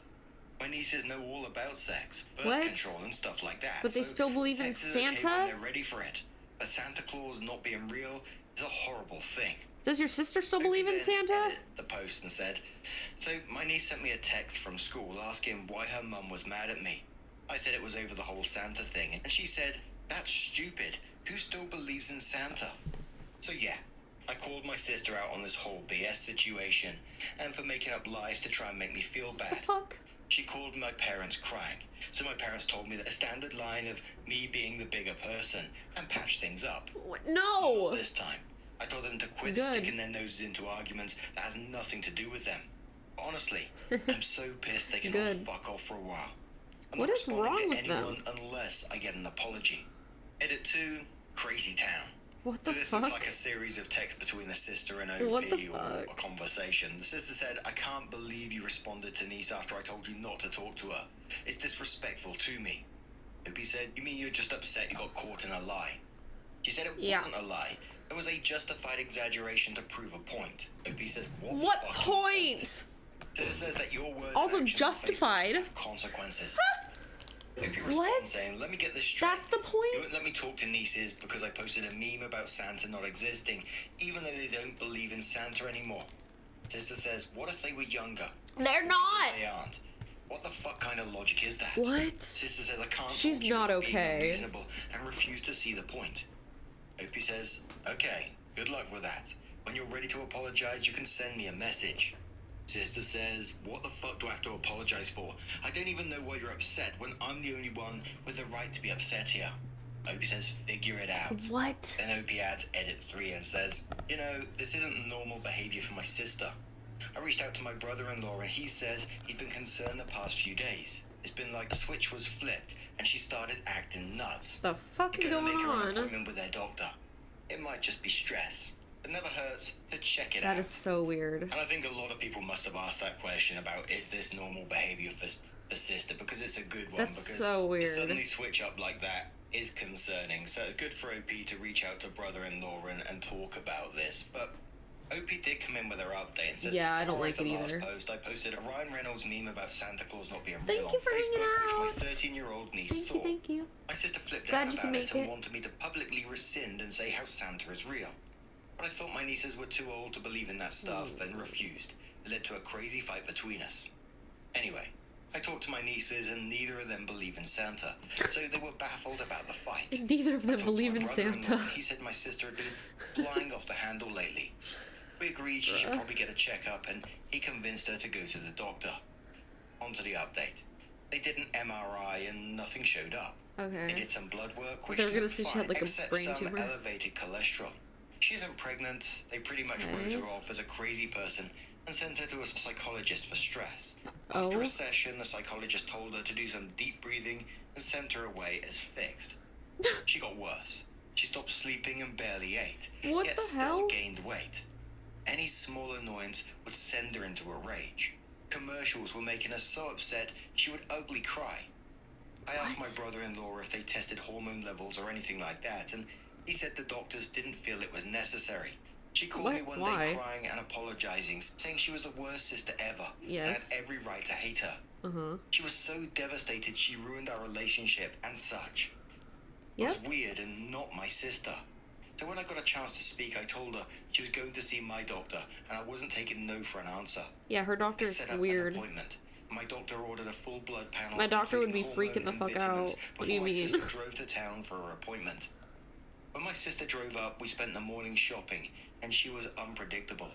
One minute she was happy, and the next yelling about some perceived sight. That fucking pretentious makeup counter bitch just looked at me funny for my cheap drugstore makeup. It was uncomfortable. What the So I just walked on fuck? eggshells to keep her from exploding. Anyway, results of the blood work and a good doctor. Perimenopause. Her hormones are completely abnormal. None of her doctors would even consider it because she was too young for menopause. So they didn't even bother running Bruh. the tests. She'll be coming up with a care plan with my doctor for hormone replacement therapy and Good. diet change to hopefully get back on track. She's still a nutcase right now. For example, she called me crying the other night because she will never have more kids. What? Her husband had a vasectomy years ago. I'm driving to her place next weekend and we're going to batch cook a bunch of meals for a new diet plan. I'll be doing it with her as I could stand to eat healthier. So it'll be a slow process, but we have a diagnosis and plan. Bro, that I'm is just taking her out crazy. as crazy hormones right now because it'll take a while to even out. I got her a dark chocolate cake for Easter that said, Happy Reverse Easter, when the Easter Bunny takes back your eggs, because I'm a kind of jerk. She thought it was hilarious though, so we're good.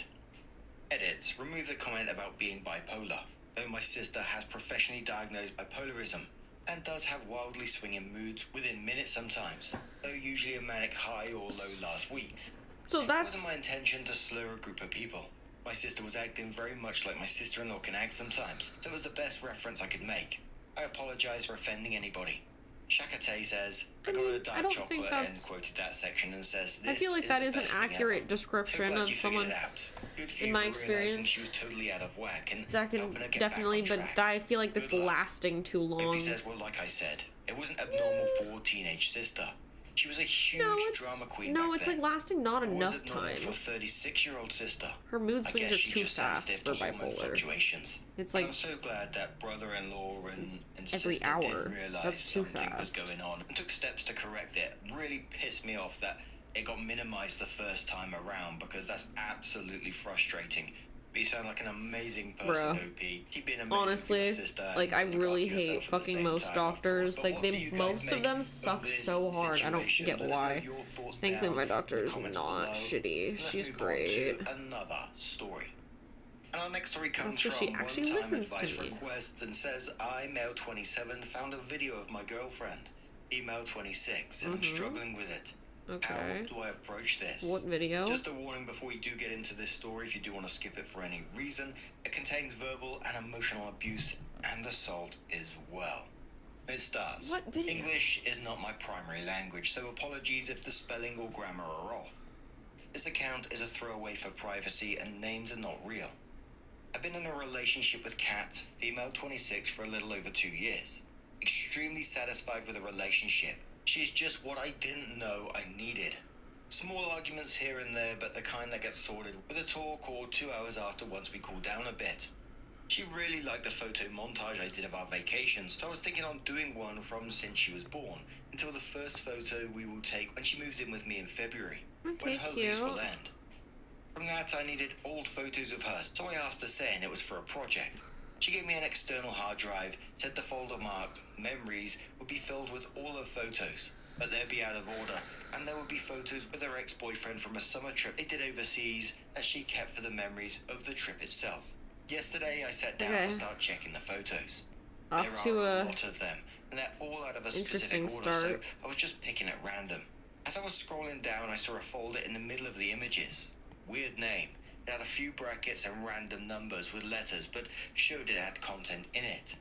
I opened it. 2 images and 1 video. The images were a screenshot of some shoes on a shopping app and a selfie with a thumb covering the half the lens. Then I get the photo. Short, 53 seconds. First 7 or 8 seconds is someone fumbling with what I expect to be a phone. Then the camera moves down and it is Kat's back, naked. With the movements and sounds, it is obvious that it is her having sex with someone. To be clear, this is not proof of cheating. She's had a back tattoo to which she's been adding through the years. On the video, it is less complete than when I met her, and her hair is very short. Checking my other photos, I would say she was either 18 or 19 years old at the time. Now, we both know that neither of us was a virgin when we met. Still, it's a bit unsettling to me to get that knowledge imprinted on my brain with visual aids. Of course, she's not doing anything wrong, but there are 3 things running wild on my mind. First, she was wearing what I can only describe as crotchless panties with a bunny tail to the side. At one point, I could see what it looked like a small whip, with similar to what the jockeys used. She never showed any inclination for this kind of thing with me. But what is really bothering me is that at one point, I can see her right wrist has a handcuff, kind with fluffy pink hair around, with the other handcuff open at the side. This is bothering me because she absolutely hates to be held in any way by her wrists. First time I did it during sex, she literally tensed and froze on the spot. to the I don't point think that video is stopped what you I was think it doing is. To check on her. She told me to never do it again. I actually told her to give me a safe word that night, so that if I ever did anything that she wasn't comfortable, just say the word and I stop. Fortunately, never had to use it to this day. Now my mind is trying to make sense of it, and I'm getting concerned that she doesn't trust me for some reason. Yo, At least not what's to the going on point in she seems to have chat? trusted this guy. The fuck? Second, the existence of the video itself. She loves taking photos, but nothing Chill, overly this isn't sexual. kick. Just some sexy outfits, but even those aren't what I would call too much skin. She's actually pretty flirty and sometimes inappropriate when texting or speaking over the phone, but she told me once to forget any nudes or videos. She won't send them nor let me take them. Really don't mind. I'd rather see everything live, and now I see a video. Third, and what is bothering me the most, I'm almost 100% sure the guy is a friend of hers. Mark, male 26. At the end of the video, when he goes to shut the recording, he pointed the camera to his wrist. There is a tattoo that is the same as Mark's. I highly doubt she met 2 guys with the same tattoo in the same place. and they've been friends since first year of college, so it matches the time frame. This is not someone that I'm going to say, oh, they're BFFs. They're always together, spend time Great alone example in of why we need apartments. mods. They see each other maybe once a month when their group gathers for dinner or drinks. I actually go with them more often than not. I've been going crazy trying to replay their interactions, looking for any signs that I may have missed or something other than friendship, but honestly, I'm coming up empty. Or you He could also has ask a her. girlfriend, and he looks at her the same way I look at mine. I don't expect Kat to tell me every hookup and relationship she has in the You're past, good. but with someone that she sees with some regularity, I would expect a heads up of some sort.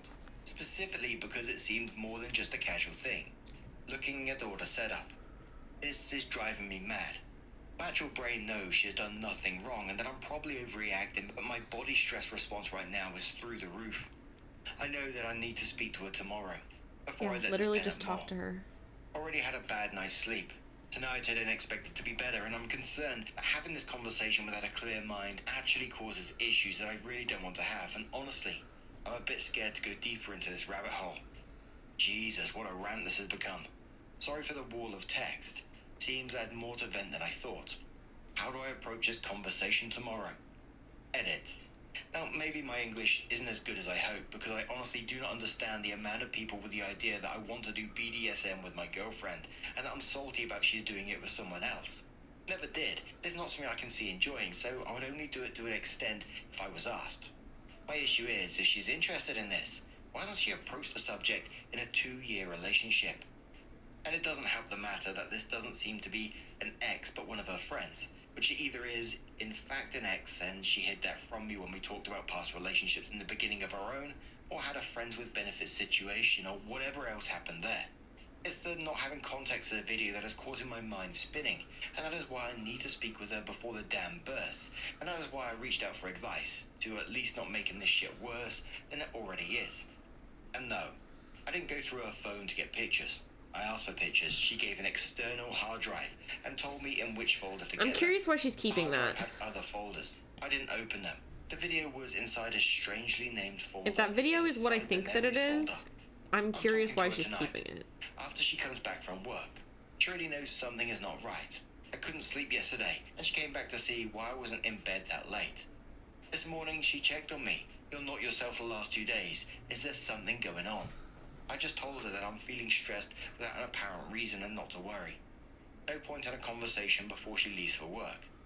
Can't say that I'll update this today after we talk, as I don't think I have the mind for that, but I guess I'll eventually say something.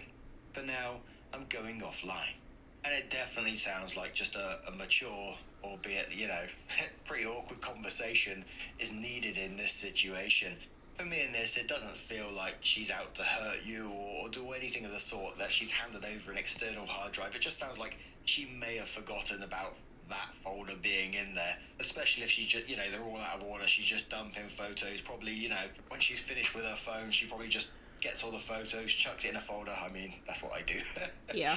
I got thousands of photos from past phones and I don't know what the hell's on them. I have to go through them one day. It could be a good laugh.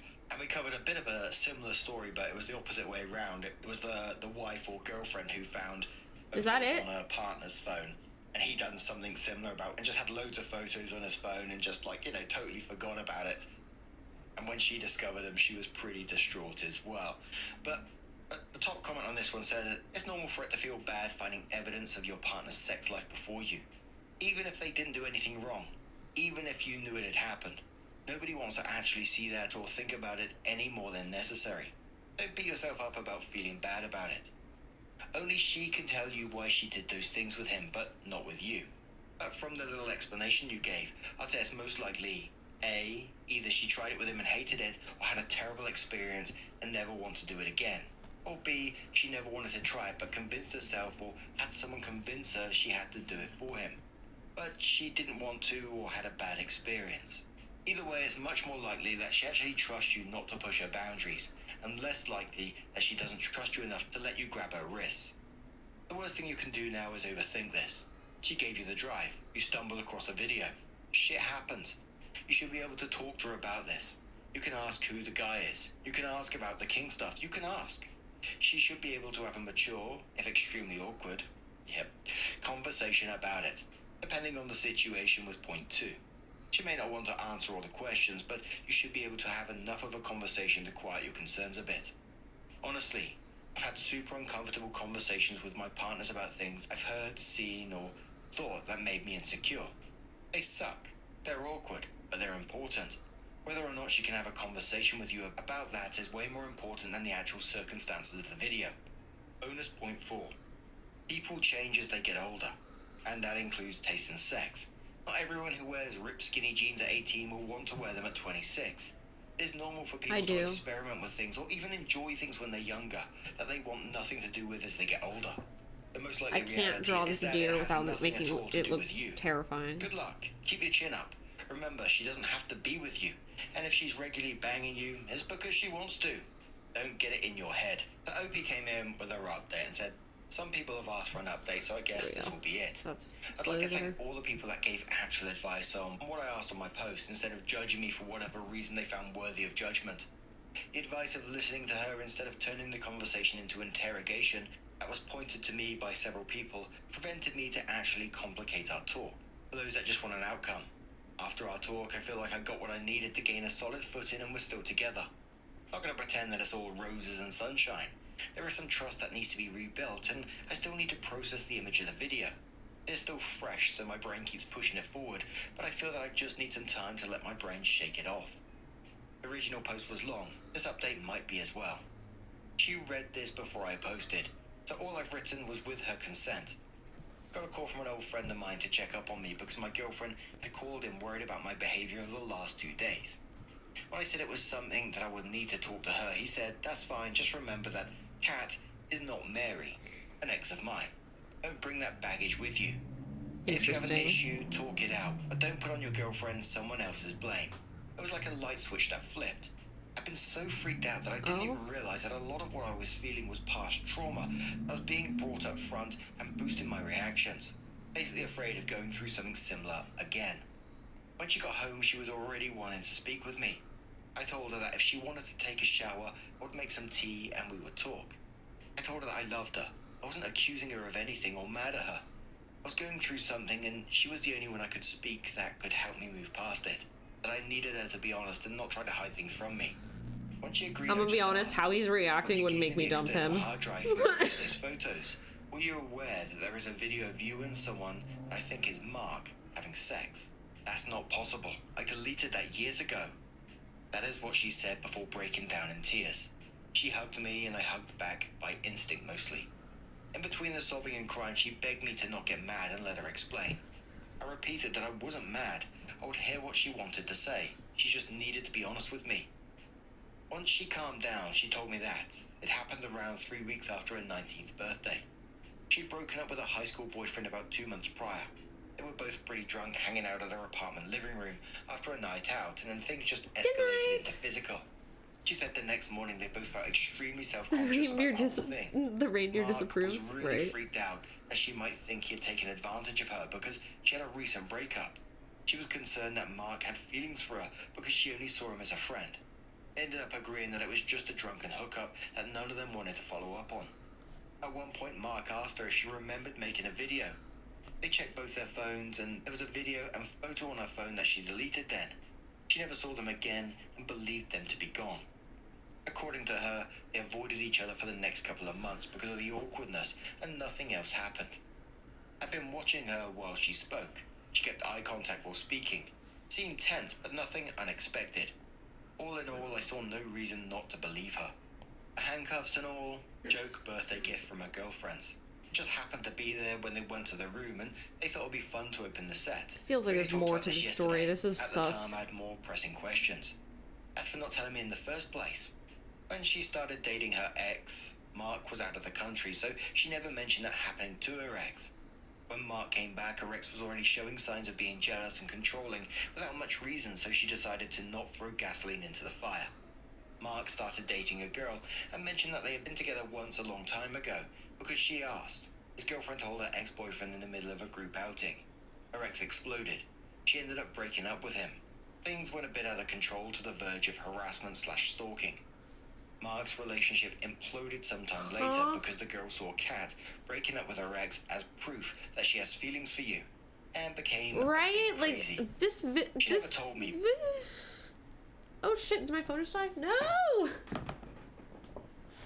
Fuck. Turn back on, you whore. Bro, it didn't even notify me that it was dying. I think I have to get a fucking new phone soon because this one is getting really laggy and overheats when I take more than 100 photos at a time. God damn it.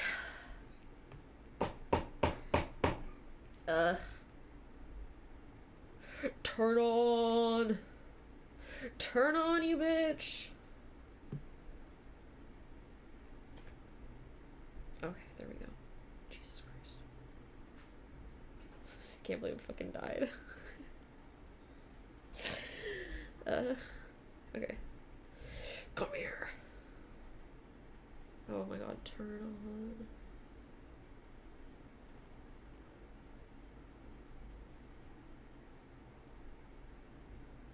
Consent.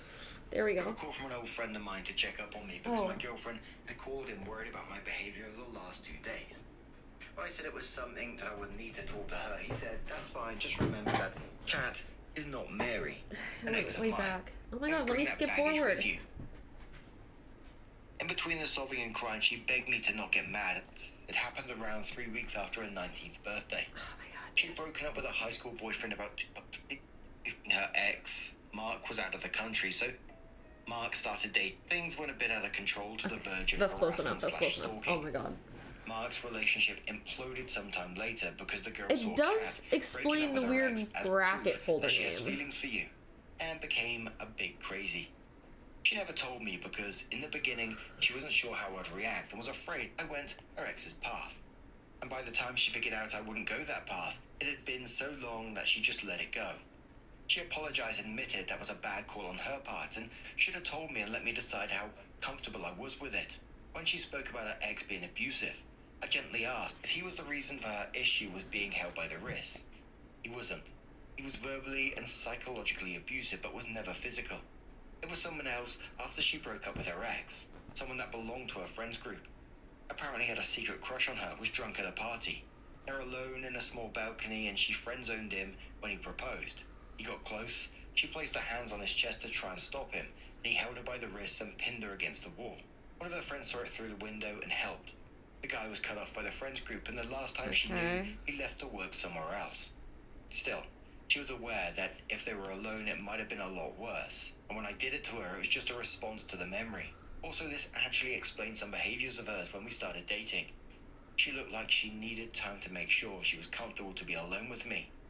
Now I know why. After this, I was drained. Well, I guess anyone that actually read this far will be as well. I went silent for a good while, just replaying everything.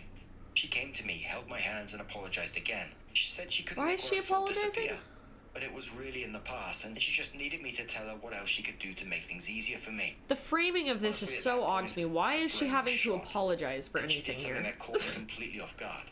She called Mark on the phone, placed him on loudspeaker, motioning me to be quiet, and asked him if he could speak or was close to his girlfriend. His reply was, "That's an odd thing to ask. I'm alone. Is something wrong?" She told him that I'd seen the video. Basically, the entirety of the conversation confirmed everything she told me. I didn't say anything, so he didn't know I was listening. After freaking out with, "I saw you delete that shit," he referred to it as a one-time meaningless thing, and a drunk hookup that keeps coming back to haunt us. Was also worried I would tell his girlfriend like, my crazy ex.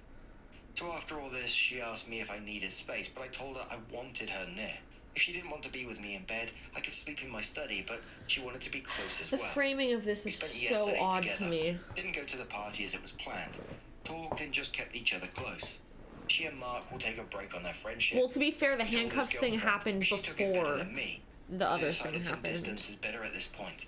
The handcuff thing makes sense. That's fine. With me present, regardless of Mark being there or not.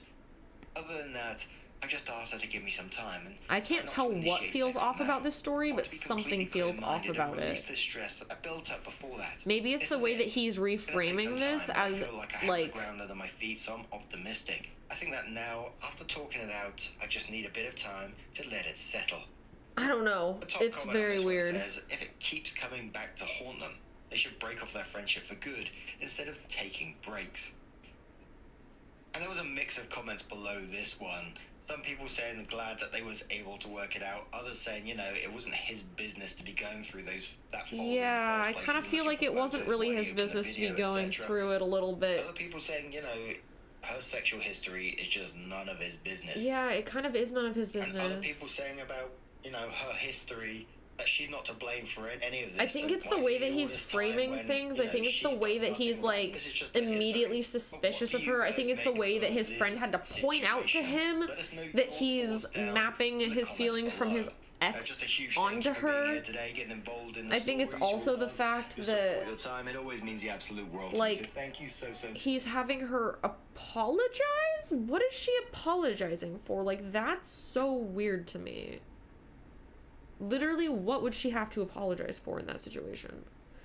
Oh my god, I'm so sorry that I'm not psychic and didn't realize this this video that I thought I had deleted fucking years ago, somehow didn't get deleted and actually got uploaded, and I'm handing it to you. Like, I'm so sorry. That's not her fault. That was an accident. It's not like she did it intentionally. I hate when people expect an apology when no one actually harmed you, either intentionally or unintentionally, but especially unintentionally. But, like, she didn't do anything to you, buddy. You stumbled upon an old video of her when she was 18 fucking someone and got in your fucking head about it because you're an insecure little bitch or something. I don't know. Like, that just... Maybe I'm built different. I am, because I'm superior to people like this. But I just cannot understand people who get that fucking possessive over someone's past. Like, so you didn't actually exist to this person when that was created. So it doesn't really fucking matter what your opinion is of it. Like, what the fuck? Like, he's writing it as if he's the victim of the situation, when no, it sounds like you're low-key sexually harassing your girlfriend about her sexual history, and then also pressuring her to tell you things that she's clearly not ready to.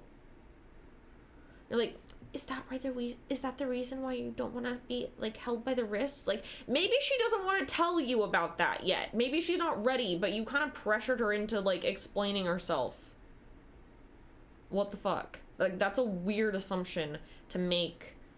Like, let someone tell you stuff like that without...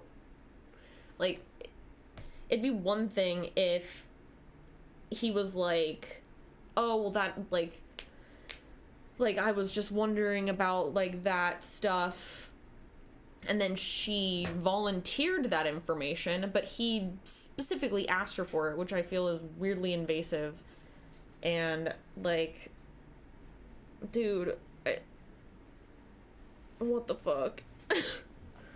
Like,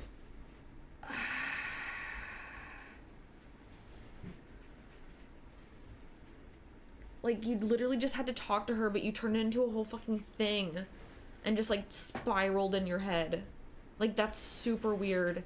And then you made her apologize? Like, why the fuck was she apologizing? Like, that pisses me off. Actually. Like, people like that truly disgust me, actually. Like, you feel so entitled to someone else's body. Like, I don't care that you're dating. You're still not entitled to their body. You don't own them. That's not how this works. Hello, happy birthday. Right? Like, do you think that, because, like, I don't know, maybe it's them projecting, like, maybe in their head they're comparing all their past partners, so they think everyone else is fucking doing that or something, and that's why they get, like, weirdly insecure about someone having a history.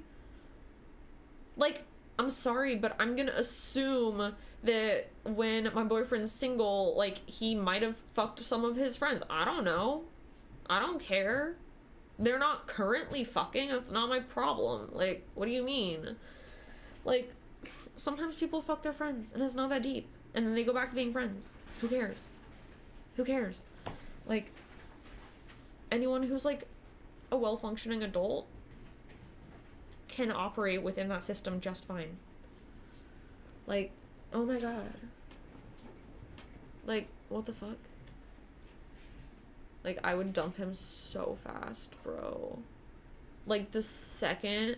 Like, sure, I'd be nice, and I'd talk him through his little pussy-ass panic attack he was having, or whatever the fuck was going on with him. And be like, oh, yeah, like, I'm so sorry that you feel that way about that situation. So, while we're having this conversation, let's maybe start packing your shit so you can get the fuck out of my house. Because this is... No. No. We're not doing that. I'm not giving you... Here's a hard drive. Here, I'm trusting you with all of my memories and my photos and stuff. Here, I'm giving this to you. I'm trusting you with this data that you're not gonna, like, use it against me.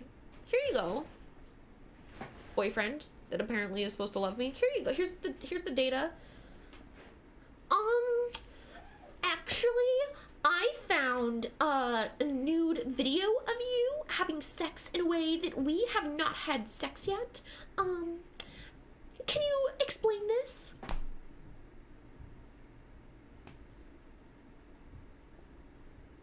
I hate you. Like, oh! Bruh, dude, why are so many people like that? It's so embarrassing for them.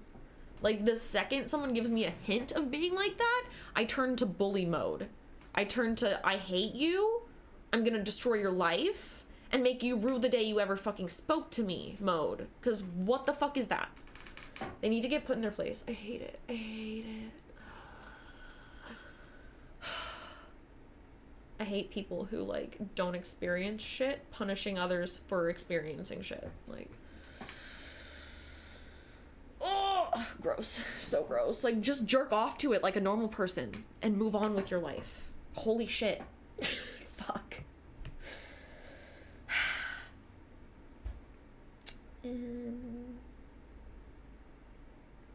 Ooh, okay. Got another one.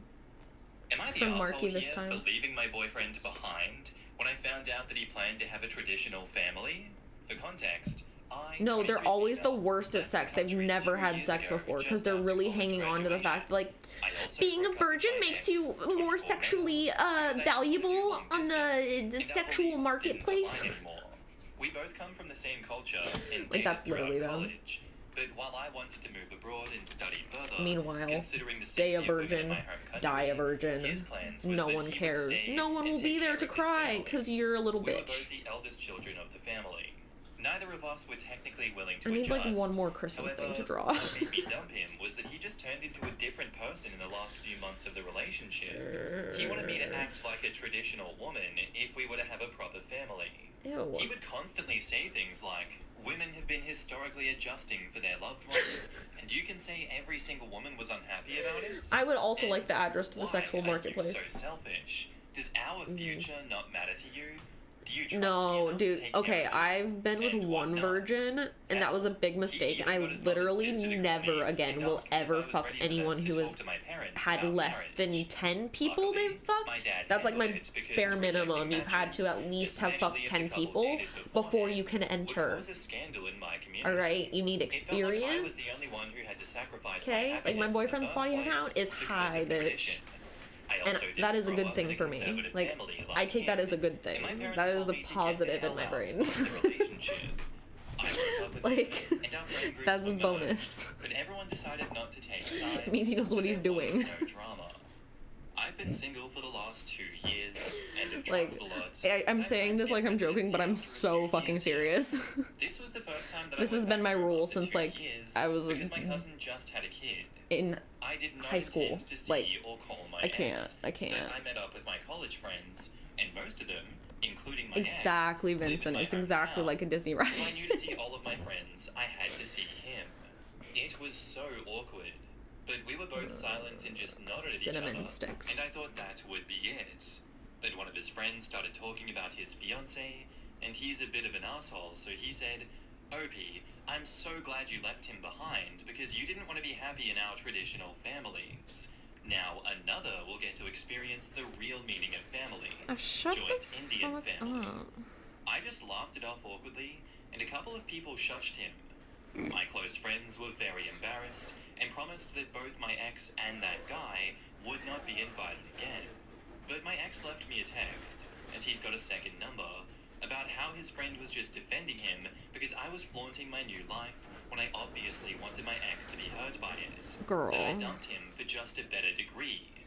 I told him this was why I left you and blocked him. The thing is, I've been guilty about it for the last 2 years, and while I know I did the right thing for my career, maybe I Stop. should have tried not to hurt his feelings in No. such a direct way. No, people I like feel that horrible for his deserve to have their fiancée, feelings as hurt. both of them know that he doesn't love her. It was an arranged marriage, and I feel as though had I had a better approach, maybe another person wouldn't have Arranged added to the marriages are mix. only fine I if feel like I everyone was a wants heartless that person, shit. as my ex says, in dumping them as I did, just because of our different beliefs. Am I the asshole here? In the comments, Fantastic Cabinet says... And I still feel like you should Desi fall in woman love with here. each other. Absolutely not the asshole. Of course that asshole wants a traditional family. He gets an unpaid bang-maid nanny out of it. Good on you for dodging that bullet and living your best life while some other woman wastes her life on him. Ugh. Man Ray says, Seriously. I clapped for her reading this. She's realized her own life with him ended when he expected her to be a cultural, stereotypical relationship. She escaped, but it's still kind of sad that he couldn't grow up. It was his one chance to have a real relationship outside of the confines of that rigid dogma. Kind of opportunity lost for both of them. Honestly though, where is his motivation? Opportunity lost for both of them. Our daughters Well, to want no. more, we never taught our sons to expect less.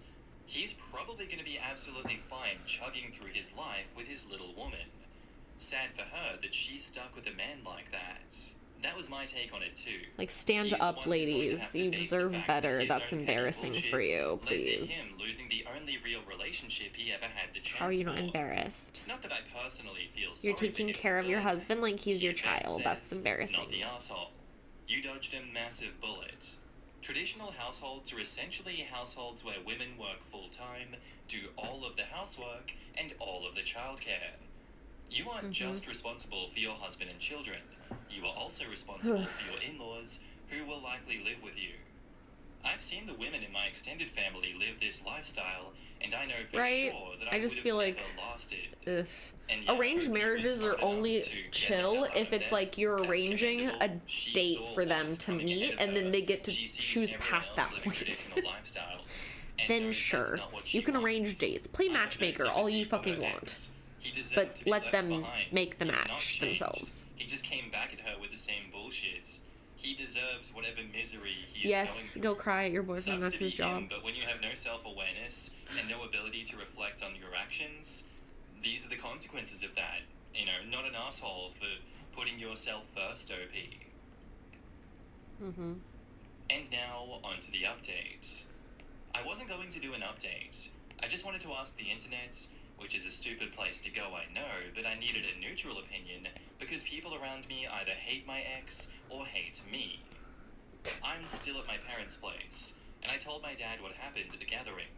He chalked it up to my ex being jealous and insecure, and he told me not to interfere and feel sorry for his fiancée because if she is marrying him, then she must know what she is getting into. Lol. After blocking my ex a couple of days ago, I actually managed to have the courage enough to ask him through a mutual friend to meet me. Why? Again, I didn't go alone, and our mutual friend was there the entire time Girl, in case there would be why? a shouting match or a scene. We never had any closure after I broke up with him. I just left. And even though I told him why I was breaking up with him, I never addressed all of our problems. And when I fell out of love and how he started to feel like a suffocating presence because of his judgment towards my life choices. We met at our friend's house, and he apologized for his friend, and he said his friend was just being protective. I said I don't care. didn't care, and that I was sorry if I hurt him so badly that even after getting engaged, he he was mad at me.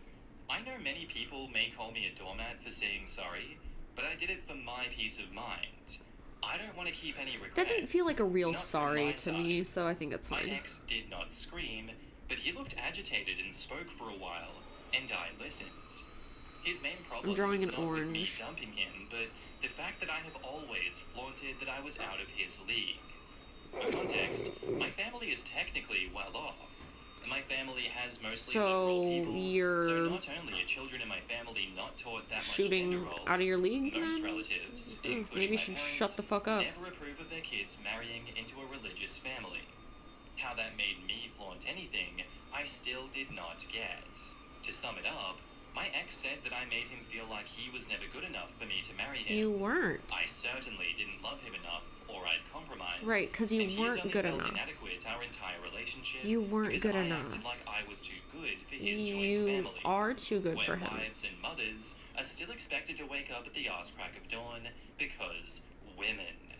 Yeah. He also said No, that she his is too good fiancée for will that, always actually. respect his mum. I have Ew. never disrespected his mum before, by the way. Fuck your And his mom. mother said ultra-modern women do not make good wives.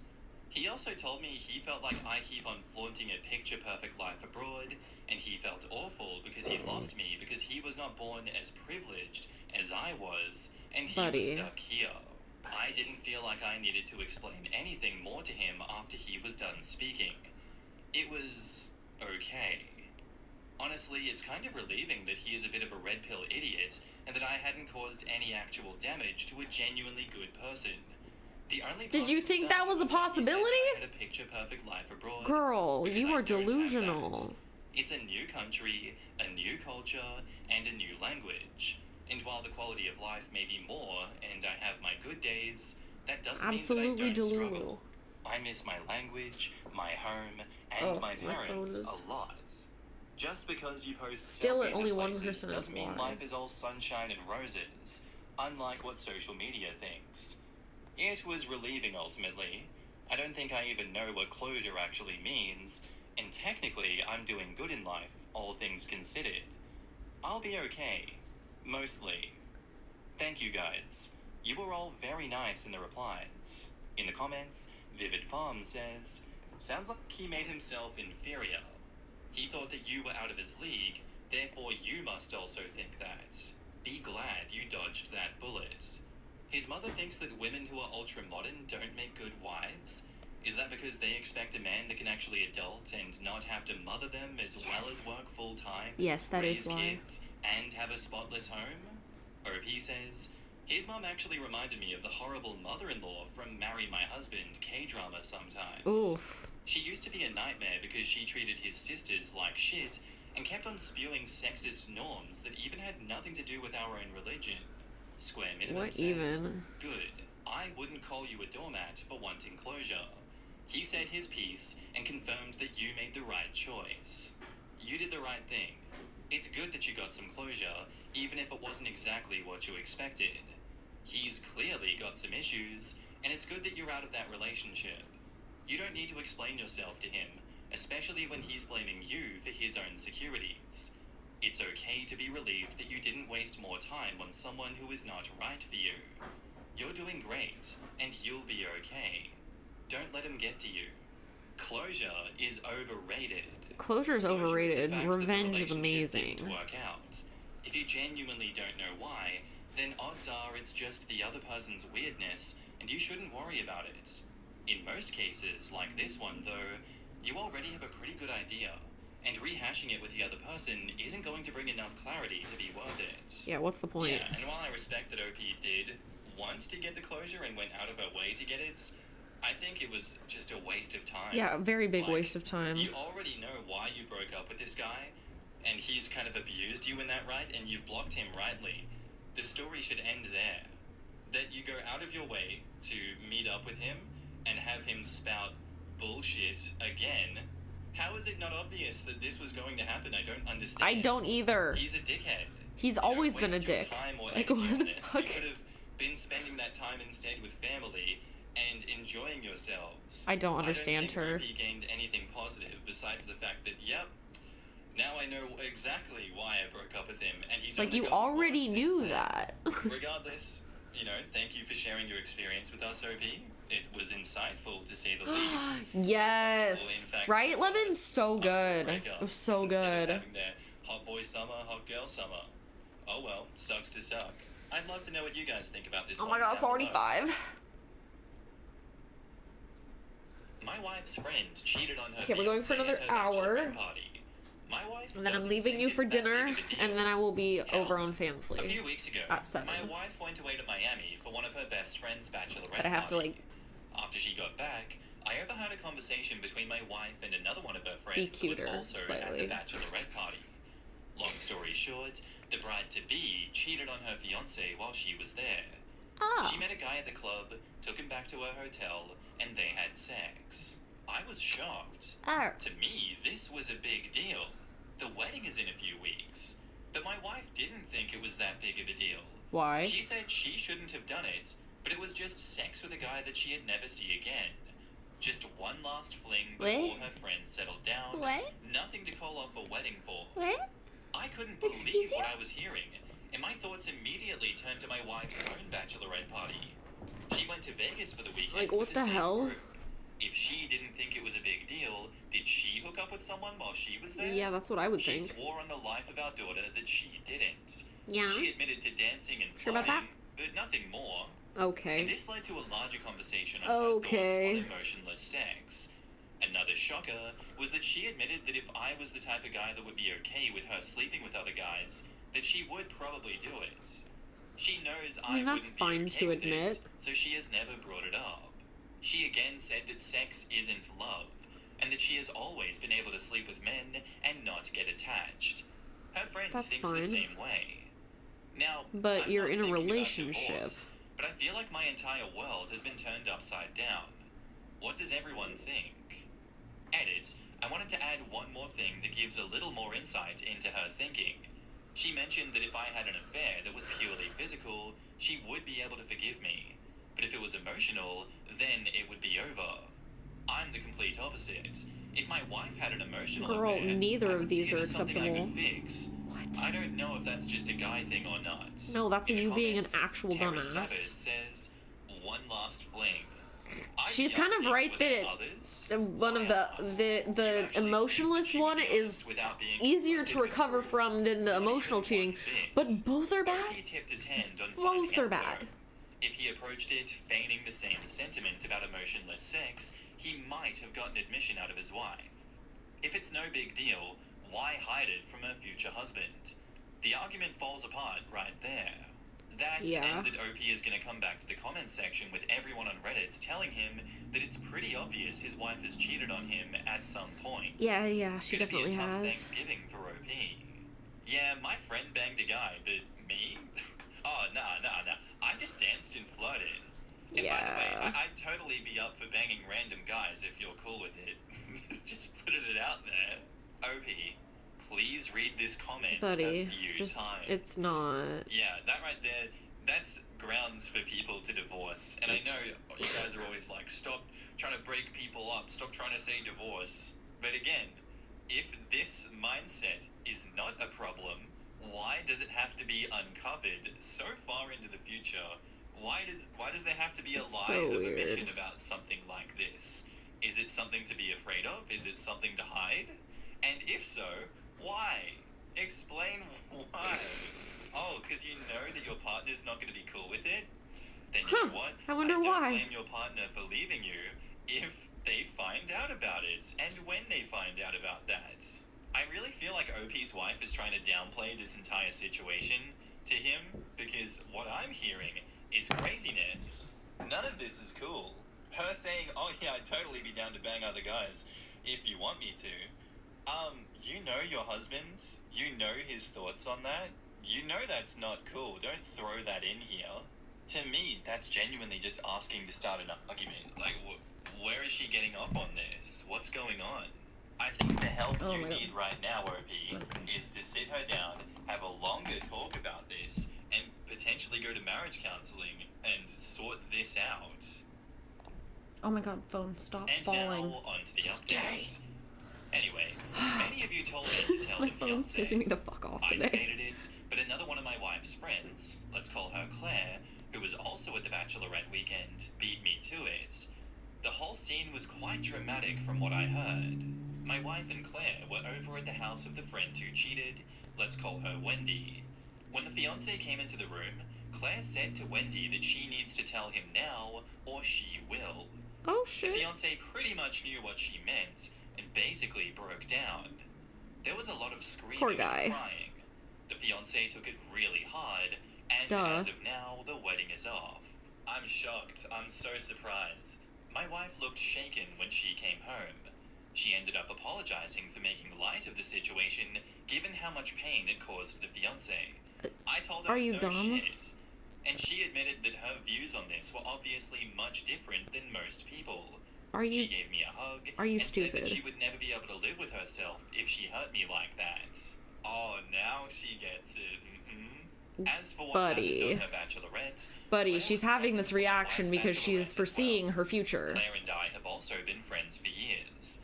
I met my wife through her, actually. Uh-oh. So it stands to reason that she would have definitely told me if my wife slept with another guy during her bachelorette.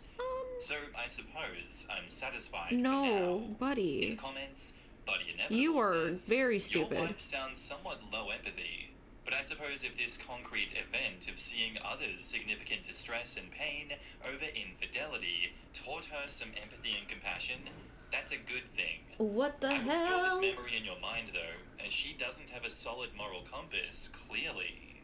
The status update is very dramatic, but it doesn't get at the issue of whether Bruh. Opie and his wife Hello. have defined cheating and set boundaries in their own Yes, marriage. very festive. It is doubly important that they do this, since Opie's wife doesn't seem to be on the same page as him. Good point, but I will say this is a clearly monogamous relationship, and obviously, banging a random dude and lying about it while you're in a monogamous relationship is cheating. Uh-huh. So, your wife had to have a front row seat and experience firsthand the devastating effects of cheating in order for her to finally understand why cheating is wrong. Yeah, like that would be a red horrible, flag and for cruel. me. That is still hella sus. I would never look at my wife the same way again. Right? But if you guys are able to work past it, then all the more power to you. I Yeah. hate that I agree with the sus part. Did she say she never cheated, or only that she didn't want to hurt you that way? Because if she cheated, she could avoid hurting you by Not never telling you. Yeah. I would still have a look at the phone bill and messages. Have a heart-to-heart with Claire, too. Claire is the hero here. Yeah, and I still think it would be wise of OP to have a private conversation with Claire and reveal what his wife said, including the apology, just to be sure. I can't imagine that she didn't realize how awful her feelings were until after she saw her friend's relationship implode. I'm jaded enough to believe that her apology was forced because OP would have heard about the wedding being off and why eventually. She just wanted to get ahead of it. Yeah, I she was definitely trying to get ahead of completely it. I completely agree with that. There's no way that was a genuine apology. That was some crocodile tears kind Yup. of energy if I ever saw it myself. It's just screaming bullshit. That whole, oh my god, oh, now I realize that cheating is wrong and I'd never do anything. Yeah, she's so like that to full of hurt shit. you. I love you so much. I don't trust you anymore. I don't even know who you are. How can you say one thing and stand by it that completely disregards normal monogamous relationships and then see the consequences of those actions and be like, wow, I really don't like the consequences of those actions. Man, I gotta change real quick. I'm gonna parrot that. Go talk to Claire. I would need the full story from Claire in full confidence. Yup. Because it would take quite a bit to get my trust back after Yeah, experiencing no, I something would like just dump this. her. There's just too many red flags popping up everywhere. No thank you. All the best going into the future, OP. Good luck with that. Yikes. Our next post is by a deleted account, and it's titled, My best friend is dating my abuser and wants me to reconcile with him, so I kicked her out of my home. What the This one fuck? has trigger warning, abuse, Excuse? more so in the sexual nature, so if that's a trigger, I understand. I don't have family in the sense that many understand family to be, so I've been pretty much a loner with one I exception. need one more my item best right friend, there. Tammy. We met in middle So school do another and just snowflake? became Oh, joined at hi, the hip. Monty. Things changed a bit in college. My parents forced me into a Christian out-of-state college. Oh, God. And Tammy applied and got accepted to the other college in the town. So we both went Dude, out if there my and were phone roommates falls for 2 of one the more years time. before I met my first ever boyfriend. I'll call him Trent. I moved in with him at the end of junior year, and I don't Just know chuck when it. it started happening, but he went from charming and affectionate to Stalking, you're controlling. correct. I don't Oh my wish to God. upset anyone, so I You're will so hit smart. the pause button and warn you that below is some of the things he did. How did for I me forget to a label him stalking? abusive. He would put me down and hint that he could find someone better, or that if he cheats, Okay, then do that. it would be my fault since I wasn't this. Like, the or way that shit would and never now. work on me. It started Like, to get aw, physical. yeah, you think you can find someone At better? first, it was him pushing me out of the way if he was walking Girl, by, you can't even and find I someone was in half his as good, path but for good whatever luck reason. trying. Then he I would slap guess. me in arguments, calling me worthless, a waste of his time and young years, a broken toy that no one will love. I didn't have any real self-esteem, so I stayed, thinking I was the problem. And when I called home My about self-esteem it, is way I too was told high. that the problem My was ego is me. massive. I It just started would not making my work. exit plan the Zero day after I impact. graduated. He had proposed, and I hesitated, and he Blocking out to be ask true. why. Then he swung and punched the wall right Oh, next shit. to my head. I fell to the floor in fear, Bro. and he tried to comfort me and basically forced me into sex. Eh. When I woke up the next morning, the ring was on my finger, Ew. and he forced me again, and later called it makeup sex, saying he forgave me for the way that I treated him. That is the extremely short explanation. Bruh. But there are so many stories of him forcing me into bed, hitting me, or threatening to kill me, and more. Big stalking. So I started to make a plan. I found a shelter in the city nearby. I started hiding things in the trunk of my car. I was in the service industry then, and so I would take more shifts whenever I could and hide my cash tips in a box of tampons in my purse. Smart. And I finally was ready and Oh, left shit. him, left my phone, as I had a new cheap one, and never went back. Tammy knew him and lived near us, but she didn't know about my plan. She messaged me on social media, and I told her what happened. All of what happened. So she played dumb when he came around asking where I was, spinning the story that I was suicidal, and he is calling the police to find me. He never found me. That was years ago. I am now 36, and Tammy is 2, and Trent is 38. Tammy became a bit religious, but I told her as long Red as she flag. is happy and safe, I don't care what she leans on in faith. She started to invite me out to her church 4 years ago, and I kept saying no. And that's when I would cut until I that very friendship firmly fucking said that off. If she brought it Ugh. up again, I would just walk out or hang up. I'm not against anyone believing what they want. I just don't want or need to be sucked into it. I hate They honestly bitches that try to don't mean save any people. offense Ugh. to anyone of any faith. I do. I myself Fuck am just you agnostic. if you are And if that religious ever will and you push change, that shit on I will anyone decide else. on my own. But I doubt it will. You're literally a She got a job heathen. 2 years ago overseas. I acted excited for her, and I was, but I was also deeply devastated. Without her, I had no one else.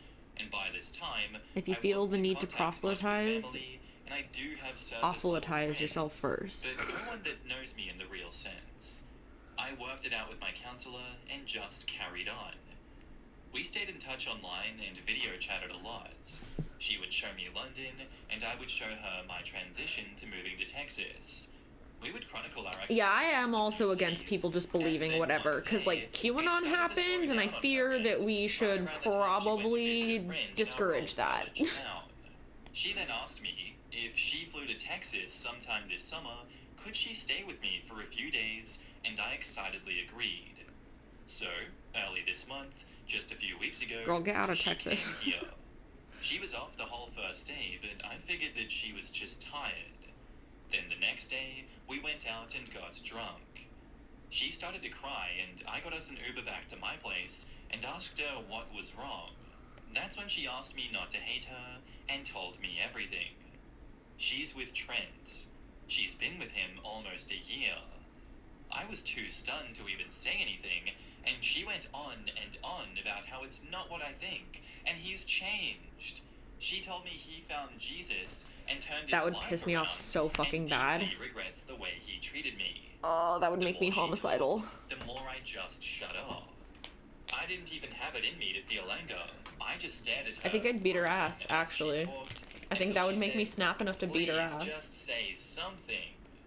So I did. I told her to get the hell out.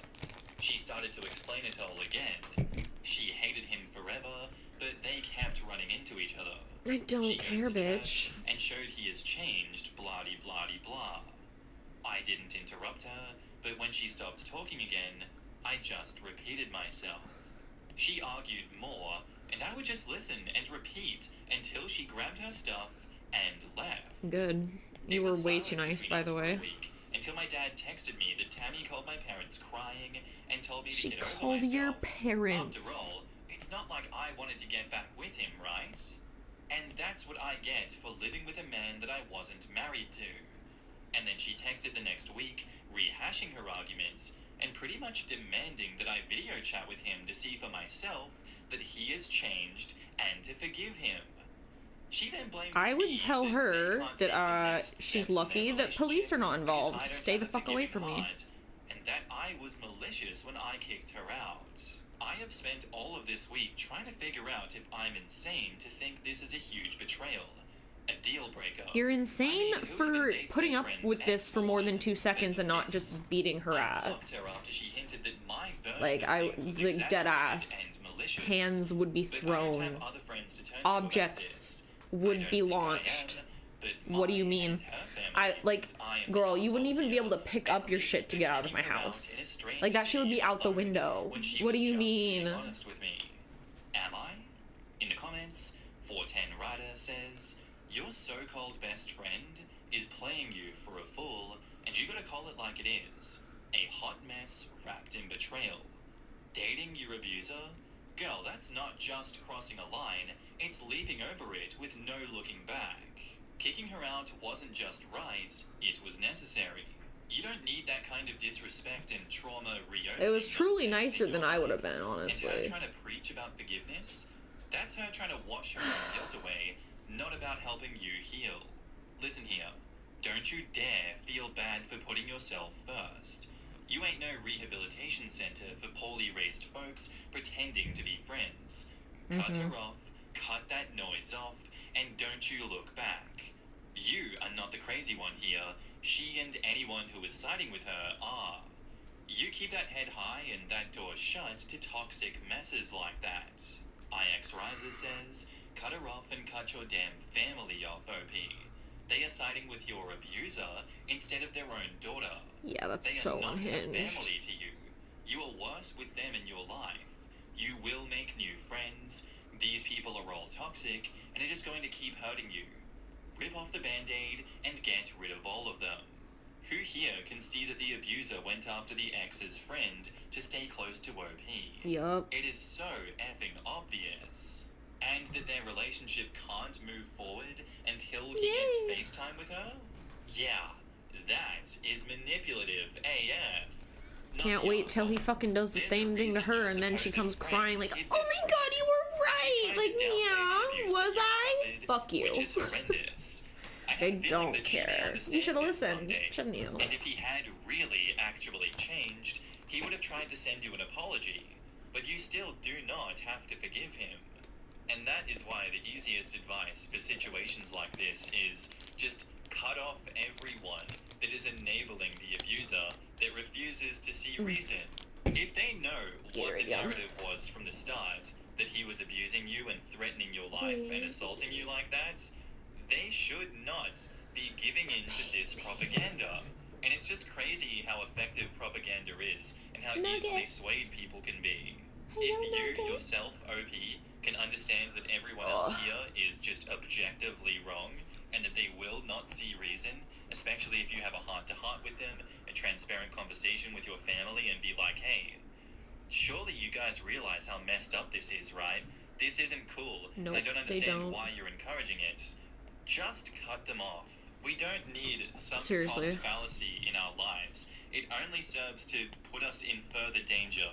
Cut them off, move on with life, and get away from all of these dickheads. Do not let them know where you move to when you move. You will be happier for it.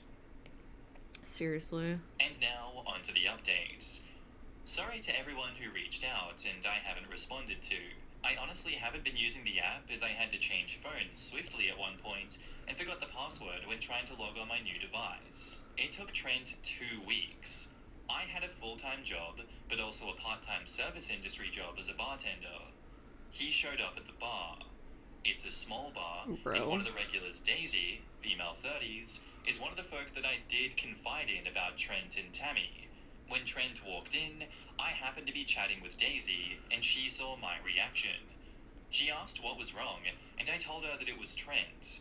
She wasted no time and went to get my manager. Yay, Trent sat at good. the end of the bar, and I took my time checking in on my other bar guests until my manager, Heather, female 50s, came out with the other two bartenders, both male 30s. Nice. Trent had already begun knocking on the bar, asking for service loudly, and I had been ignoring him. He's the worst He type got of kicked out fucking quickly person. and told that we can and do refuse service to him.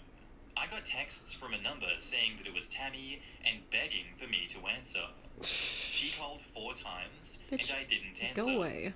She left voicemails with Trent, and one without all, telling me that I was concerning them with my hatefulness, how I am alone in the world, What the hell? and that is not safe.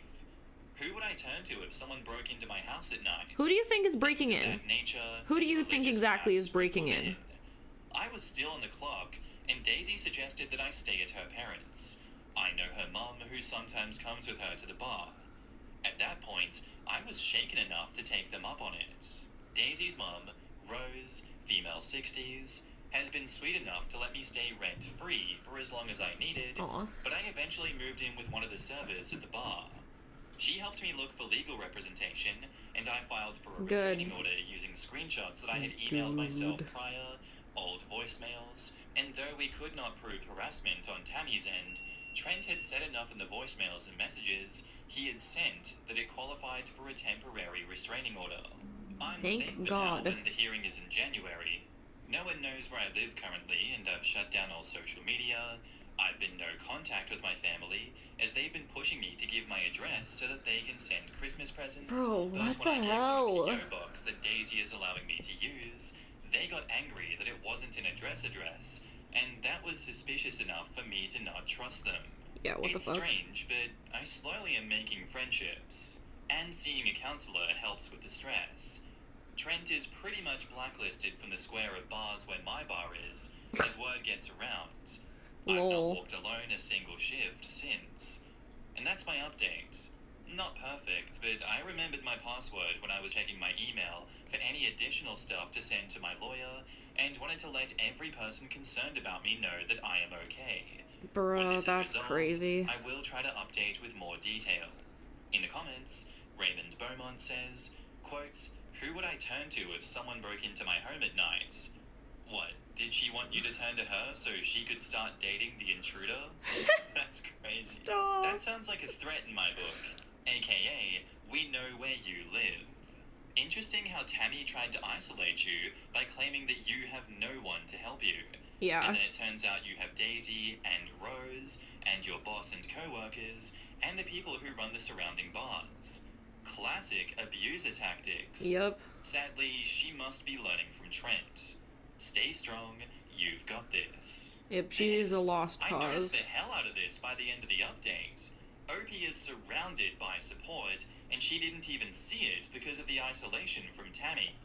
Thank God OP got out and away. So I can't unhinged. even imagine what was going through OP's head when Trent showed up at her job. The worst part is that OP could go to Tammy in Trent's church, stand in front of the entire congregation, explain everything that Trent did to her and is doing to her, and every single person in that congregation will be on Trent's side by Yep. saying that OP needs to forgive him.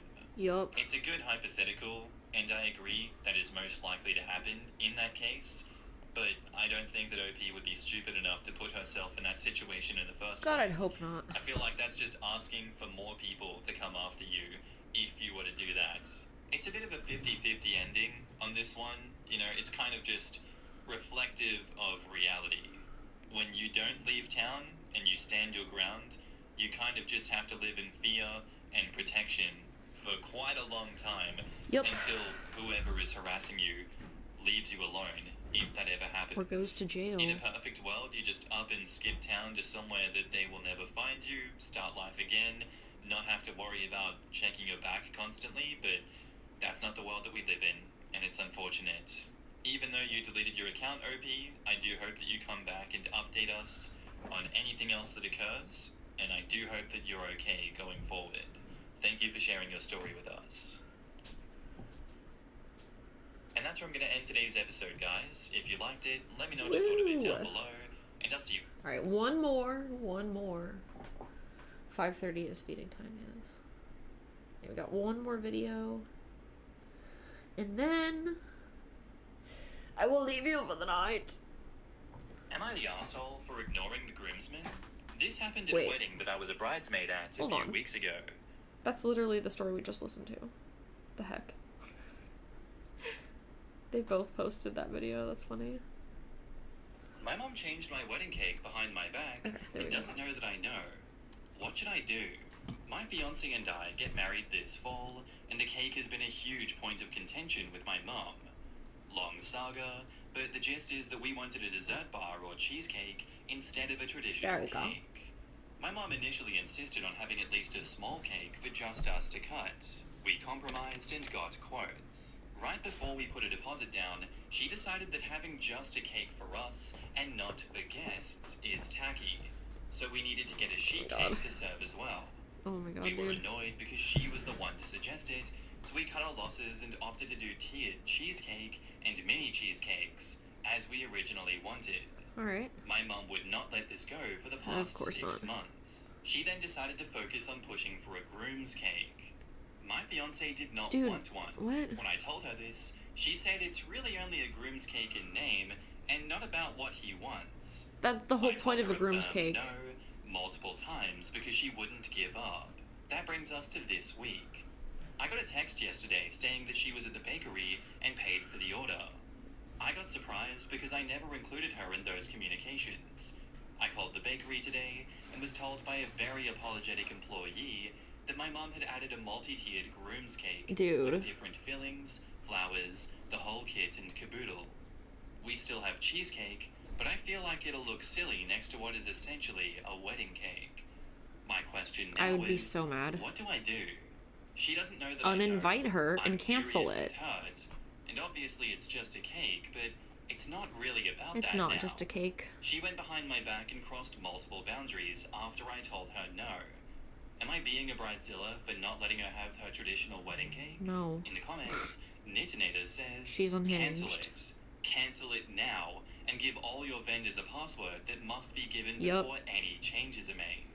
Acidic Talk says, change the delivery location to a shelter or food bank. Yes, I was gonna smart. say change it to your mum's house. It's her cake. Let her have it at her house. Why should she have a cake at your wedding? If you don't want a cake, just charge the order back and call it a day. And add a password for all of your vendors moving forward so that changes can't be made Seriously? without it. And OP says, everyone I've spoken to has either been in the camp of, well, they're paying for the wedding, or not her wedding, not her cake. I think that's why I'm torn, because yes, they are paying, but changing the order behind my back? At that I'm point, more it doesn't upset really about the matter if they're violation of paying. trust than the actual I hate cake, people think. who are like, Stemming well, I'm stage paying wise, for the I wedding. see your It's like, dilemma. are you the one getting Your married, wedding bitch? does No. come with decision You offered to power. pay. It should be a gift, The fuck? so That doesn't give you have the any wedding that you and your benefits. partner want. Only you That's can supposed to be a decide when gift is kindness. no longer a gift, and So instead weird. is a burden. But I would definitely have a conversation about how grateful you are for their support, but that their money is helping your wedding dreams come true, and not anyone else's. Yeah, I agree with that, and I'm in the camp of not their wedding, not their choice. Yep. Your wedding, your choice. Unless it was previously discussed, and unless everyone agreed to this, there is no reality where that is the only camp to be in. And as it turns out, it's not her wedding, and there was not a discussion before this. So I don't care what your mum's reasons are, she did wrong here. She knows that she did wrong. The bakery staff know that she did wrong. She's an absolute asshole for going behind your back and changing everything she's when crazy. you explicitly said no. Does your mum not understand consent? She Does doesn't. not know that no means Clearly. no, no matter what? I don't know. I'm pissed off at your mum. I don't like her. You need to sort her out right now. Like, you can't let her take over your wedding. That's unacceptable. I agree, though. And now, on to the update. Hello again. A big thank you to everyone who gave advice on my original post. I'm now married and had the best, most relaxing honeymoon with my now husband without any pesky family bothering us. By the time I posted, it was too late to cancel the wedding due to deposits and contracts, so it continued as planned. Oh my and God. To clarify, yes, my parents did pay for the wedding, although my husband and I made it clear several times that we didn't expect or need them to pay for everything. No, I don't When it think doesn't them matter that they paying paid for excuses it. my mum's actions. My parents reiterated that it was our wedding and we should do what we wanted. Clearly, the cake was the exception to this, though she had previously said to get cheesecake if that's what we wanted. My husband and I got a laugh out of everyone's suggestions for how to handle the cake. Initially, I wanted to go the petty route and surprise my mum by calling the bakery to change the cake design to something that she would find tacky that would reflect my husband's hobbies. That'd be funny. You know, like a groom's cake should do. Yeah. After taking You a few should do days that. to weigh my options, I knew my desire for petty satisfaction would nuke my relationship with my mum, which had truthfully Dude. never had this dynamic up until wedding planning. I knew that she Boo. absolutely was the one in the wrong and acting like a child. Boo, And while I'm pussy. the actual child in the relationship, I wanted to be mature. Boo, and you're being a handle this pussy. like an adult, You're not being mature, you're if being a only for my pussy. own moral high It's not ground. maturity to let yourself be a I fucking communicated with my doormat. parents, I'm sorry. listed all the reasons why this situation and others throughout the wedding planning process was hurtful and completely out of line. Shock of the century to everyone on Reddit, I'm sure. It didn't go well. Oh, really? It was a series It's of almost texts I like it was received from my never mom gonna go that well. demonstrated So she couldn't don't take be a little accountability bitch. or comprehend that I wasn't mad that she ruined my wedding by ordering a cake, but rather that she went behind my back, knowing that it would surprise and upset me on my wedding day. I attempted multiple times to redirect to the actual issue, Bro, with little success. you're so dumb. We ended the conversation with her apologizing for a cake, making my husband and I so upset. This obviously wasn't a genuine apology or the main issue, even if she thought it was. She also agreed to move the groom's cake to a meal that we had the day before the wedding, which I was fine with. At this point, Okay. we were a week out from the wedding, and the thought of continuing to press the issue was too much for me to handle with everything else on my plate. I dropped the rope leading up to the wedding so that I could refocus on enjoying my wedding as best as I Hello, could. Jean, I hello. interacted We're doing with my good. mom We've as heard a little lot as of possible the day of, insane and our wedding people. planner and coordinator did a fantastic job being a buffer. While Good. I've had some contact with her since, it has dramatically declined, so I can get some much needed space. Obviously, we'll need to have some tough conversations, but I'm choosing to spend my time with my new husband and getting back into therapy first. So what was that relationship Weddings, you were man, trying to salvage? They really bring out the crazy in people. Oh, and the cheesecakes were a huge hit, by the way. In the comments, Mrs. Well, yeah, who the Neville fuck doesn't like Bardo cheesecake? says, I'm glad you had the day that you wanted and enjoyed your honeymoon. Unfortunately, although previously this wasn't the dynamic you had with your mother, It the is fact now. that she refused to see her error and wasn't apologetic, if I were you, I would bear that in mind for the future, i.e., other major events, children, etc., Yup. and plan accordingly.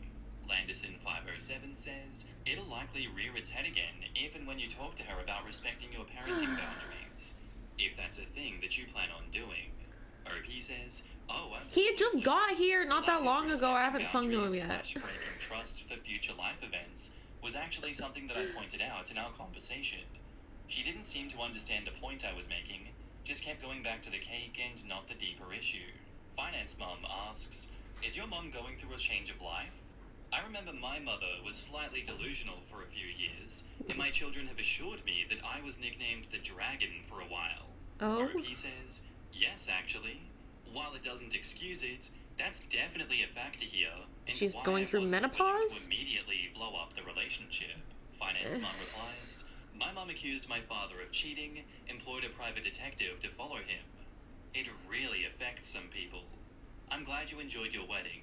These memories are so important. That's not an excuse, though. And if you're- now on to the 1 year update. People have The reached 1 out year for an update. update, and coincidentally, I've had several friends get engaged who have similar family dynamics as mine.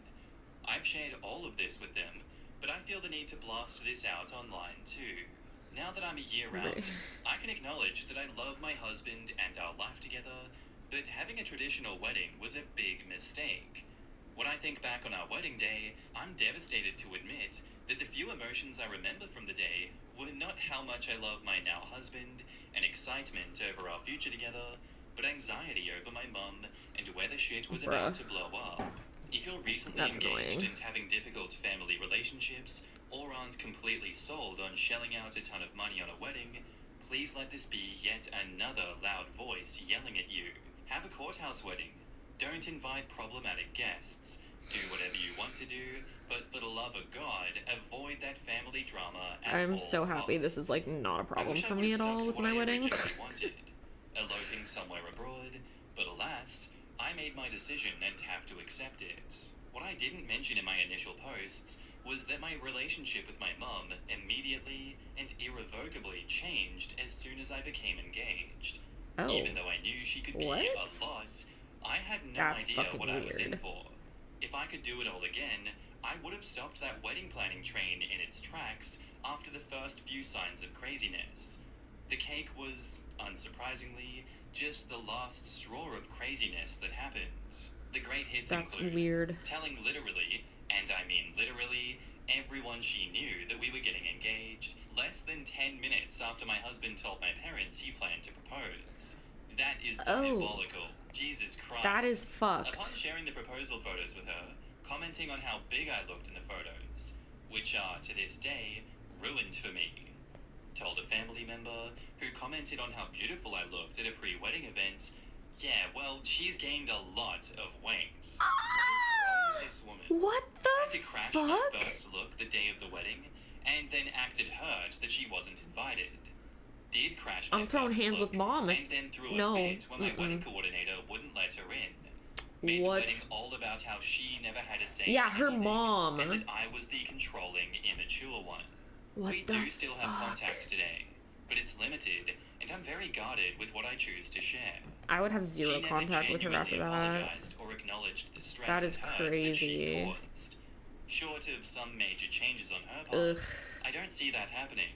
So yeah, moral of the story is to absolutely soak up the fresh excitement of getting engaged, but seriously, ask yourself if there's anyone in your life who will make wedding planning hell on earth. If you are oh so fortunate to have a character like that, have a plan to handle it, and be prepared to enforce those boundaries.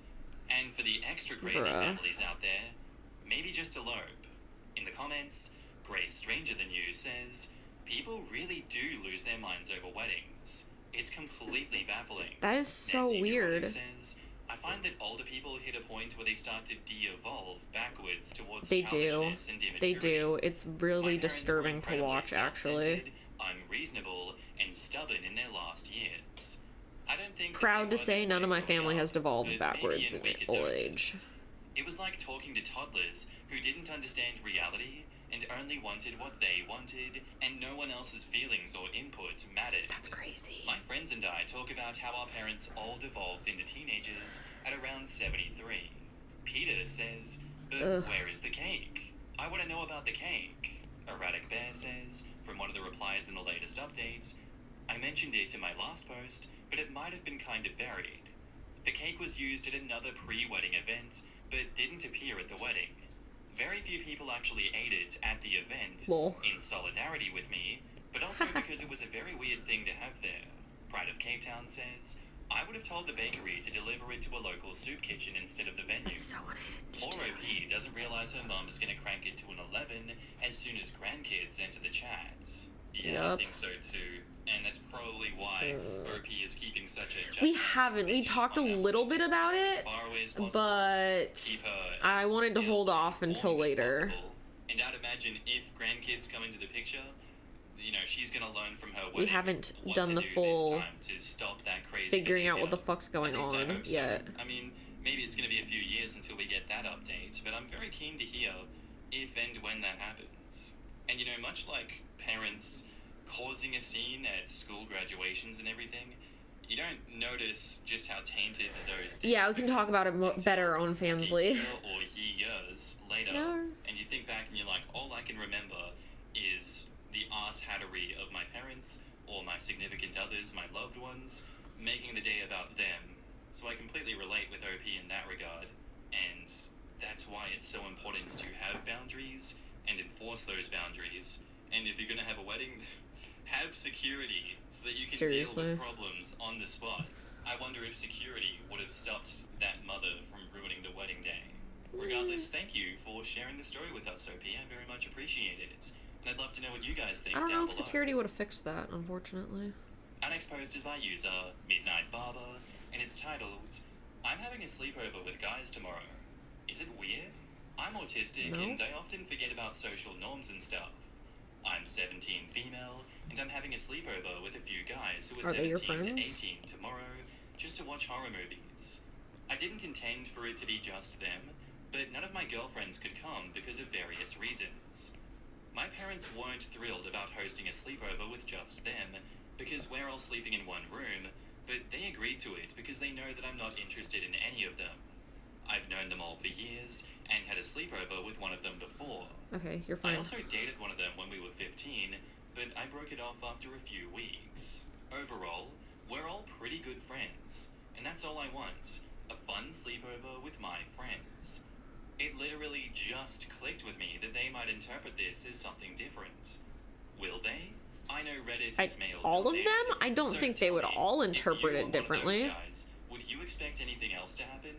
Should No. I clarify with them beforehand that it's just a sleepover, or am I overreacting? I think you're overreacting. I don't think For anyone additional has details, random as of right expectations. Now, 2 of us will take the couch, 1 takes the recliner, and 1 sleeps on the floor.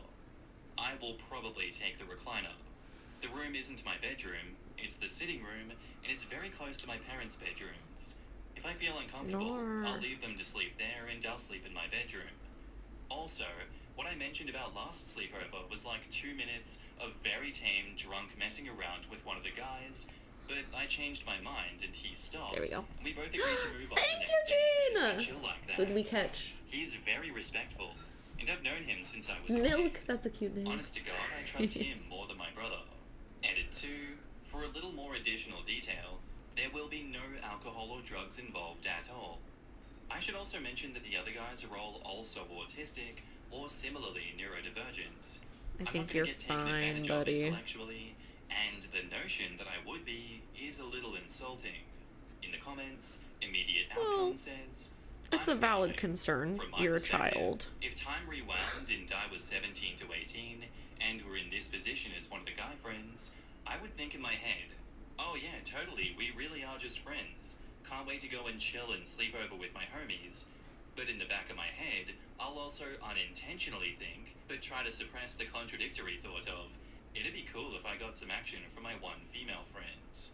I believe Yeah. 90% of guys, even the ones who try to be genuine friends with girls, will have this second thought in their heads if they were ever to be in this position.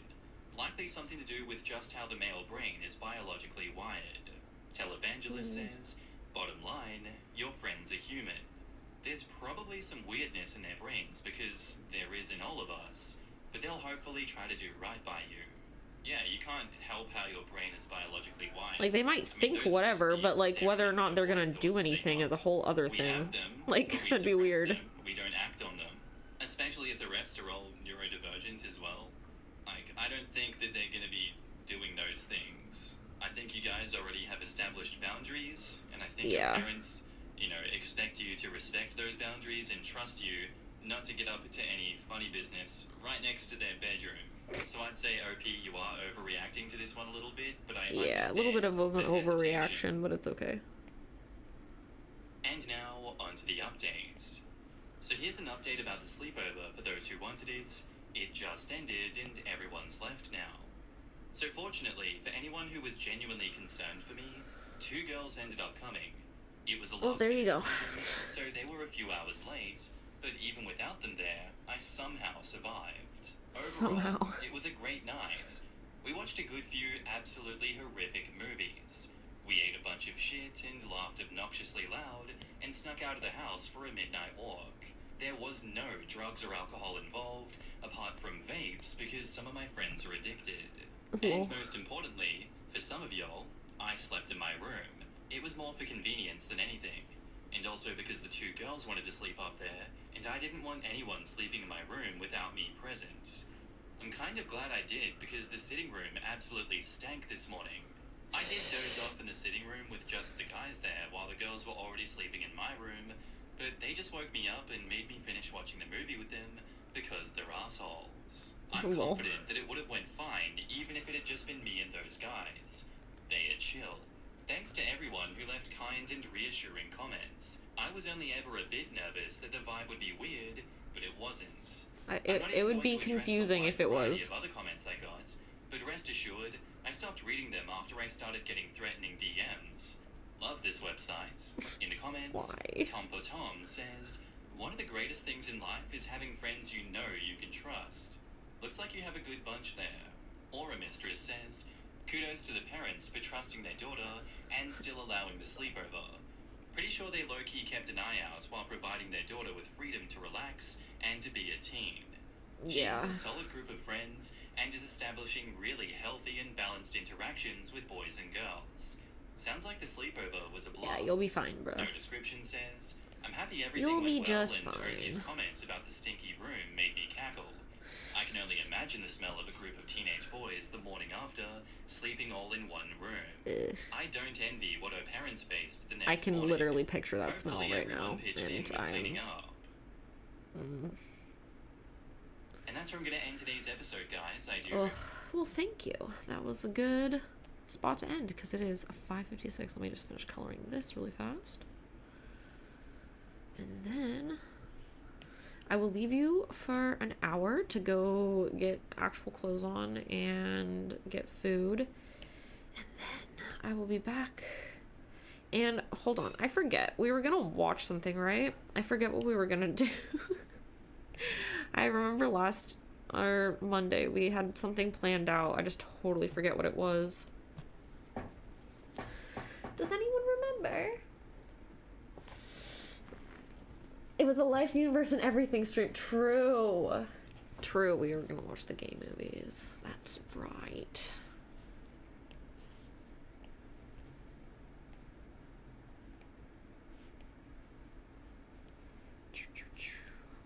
Make a little hot cocoa. I'm gonna make hot cocoa when I get off. Cute. All right. Well, we did good progress today. We got a lot drawn. Not finished yet, but you know, it's good. Thank you. Thank you. Oh yeah, blink twice. Maybe we should watch that one. We'll see what you guys want to watch. We'll see what you guys want to watch when we get there, but thank you guys for hanging out with me. This was a fun stream.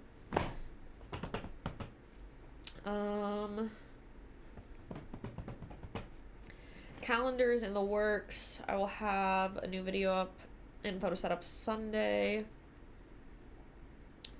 Otherwise, I think we're gonna do either more merch next week, or we will work, if I haven't finished it, or we will work on building a Santa house in The Sims. Those are the two things we will probably do. But let's go. Thank you guys for all of the super long memberships. That was awesome. Yeah, editing the Disney video, editing that. Hopefully I can get those done fast tomorrow. Ugh. Anyway, so I'll see you guys next week. Should be fun. The next stream, the goal will still be a cum show. So if you would like that, the Hitachi is on the table. If the goals get completed. So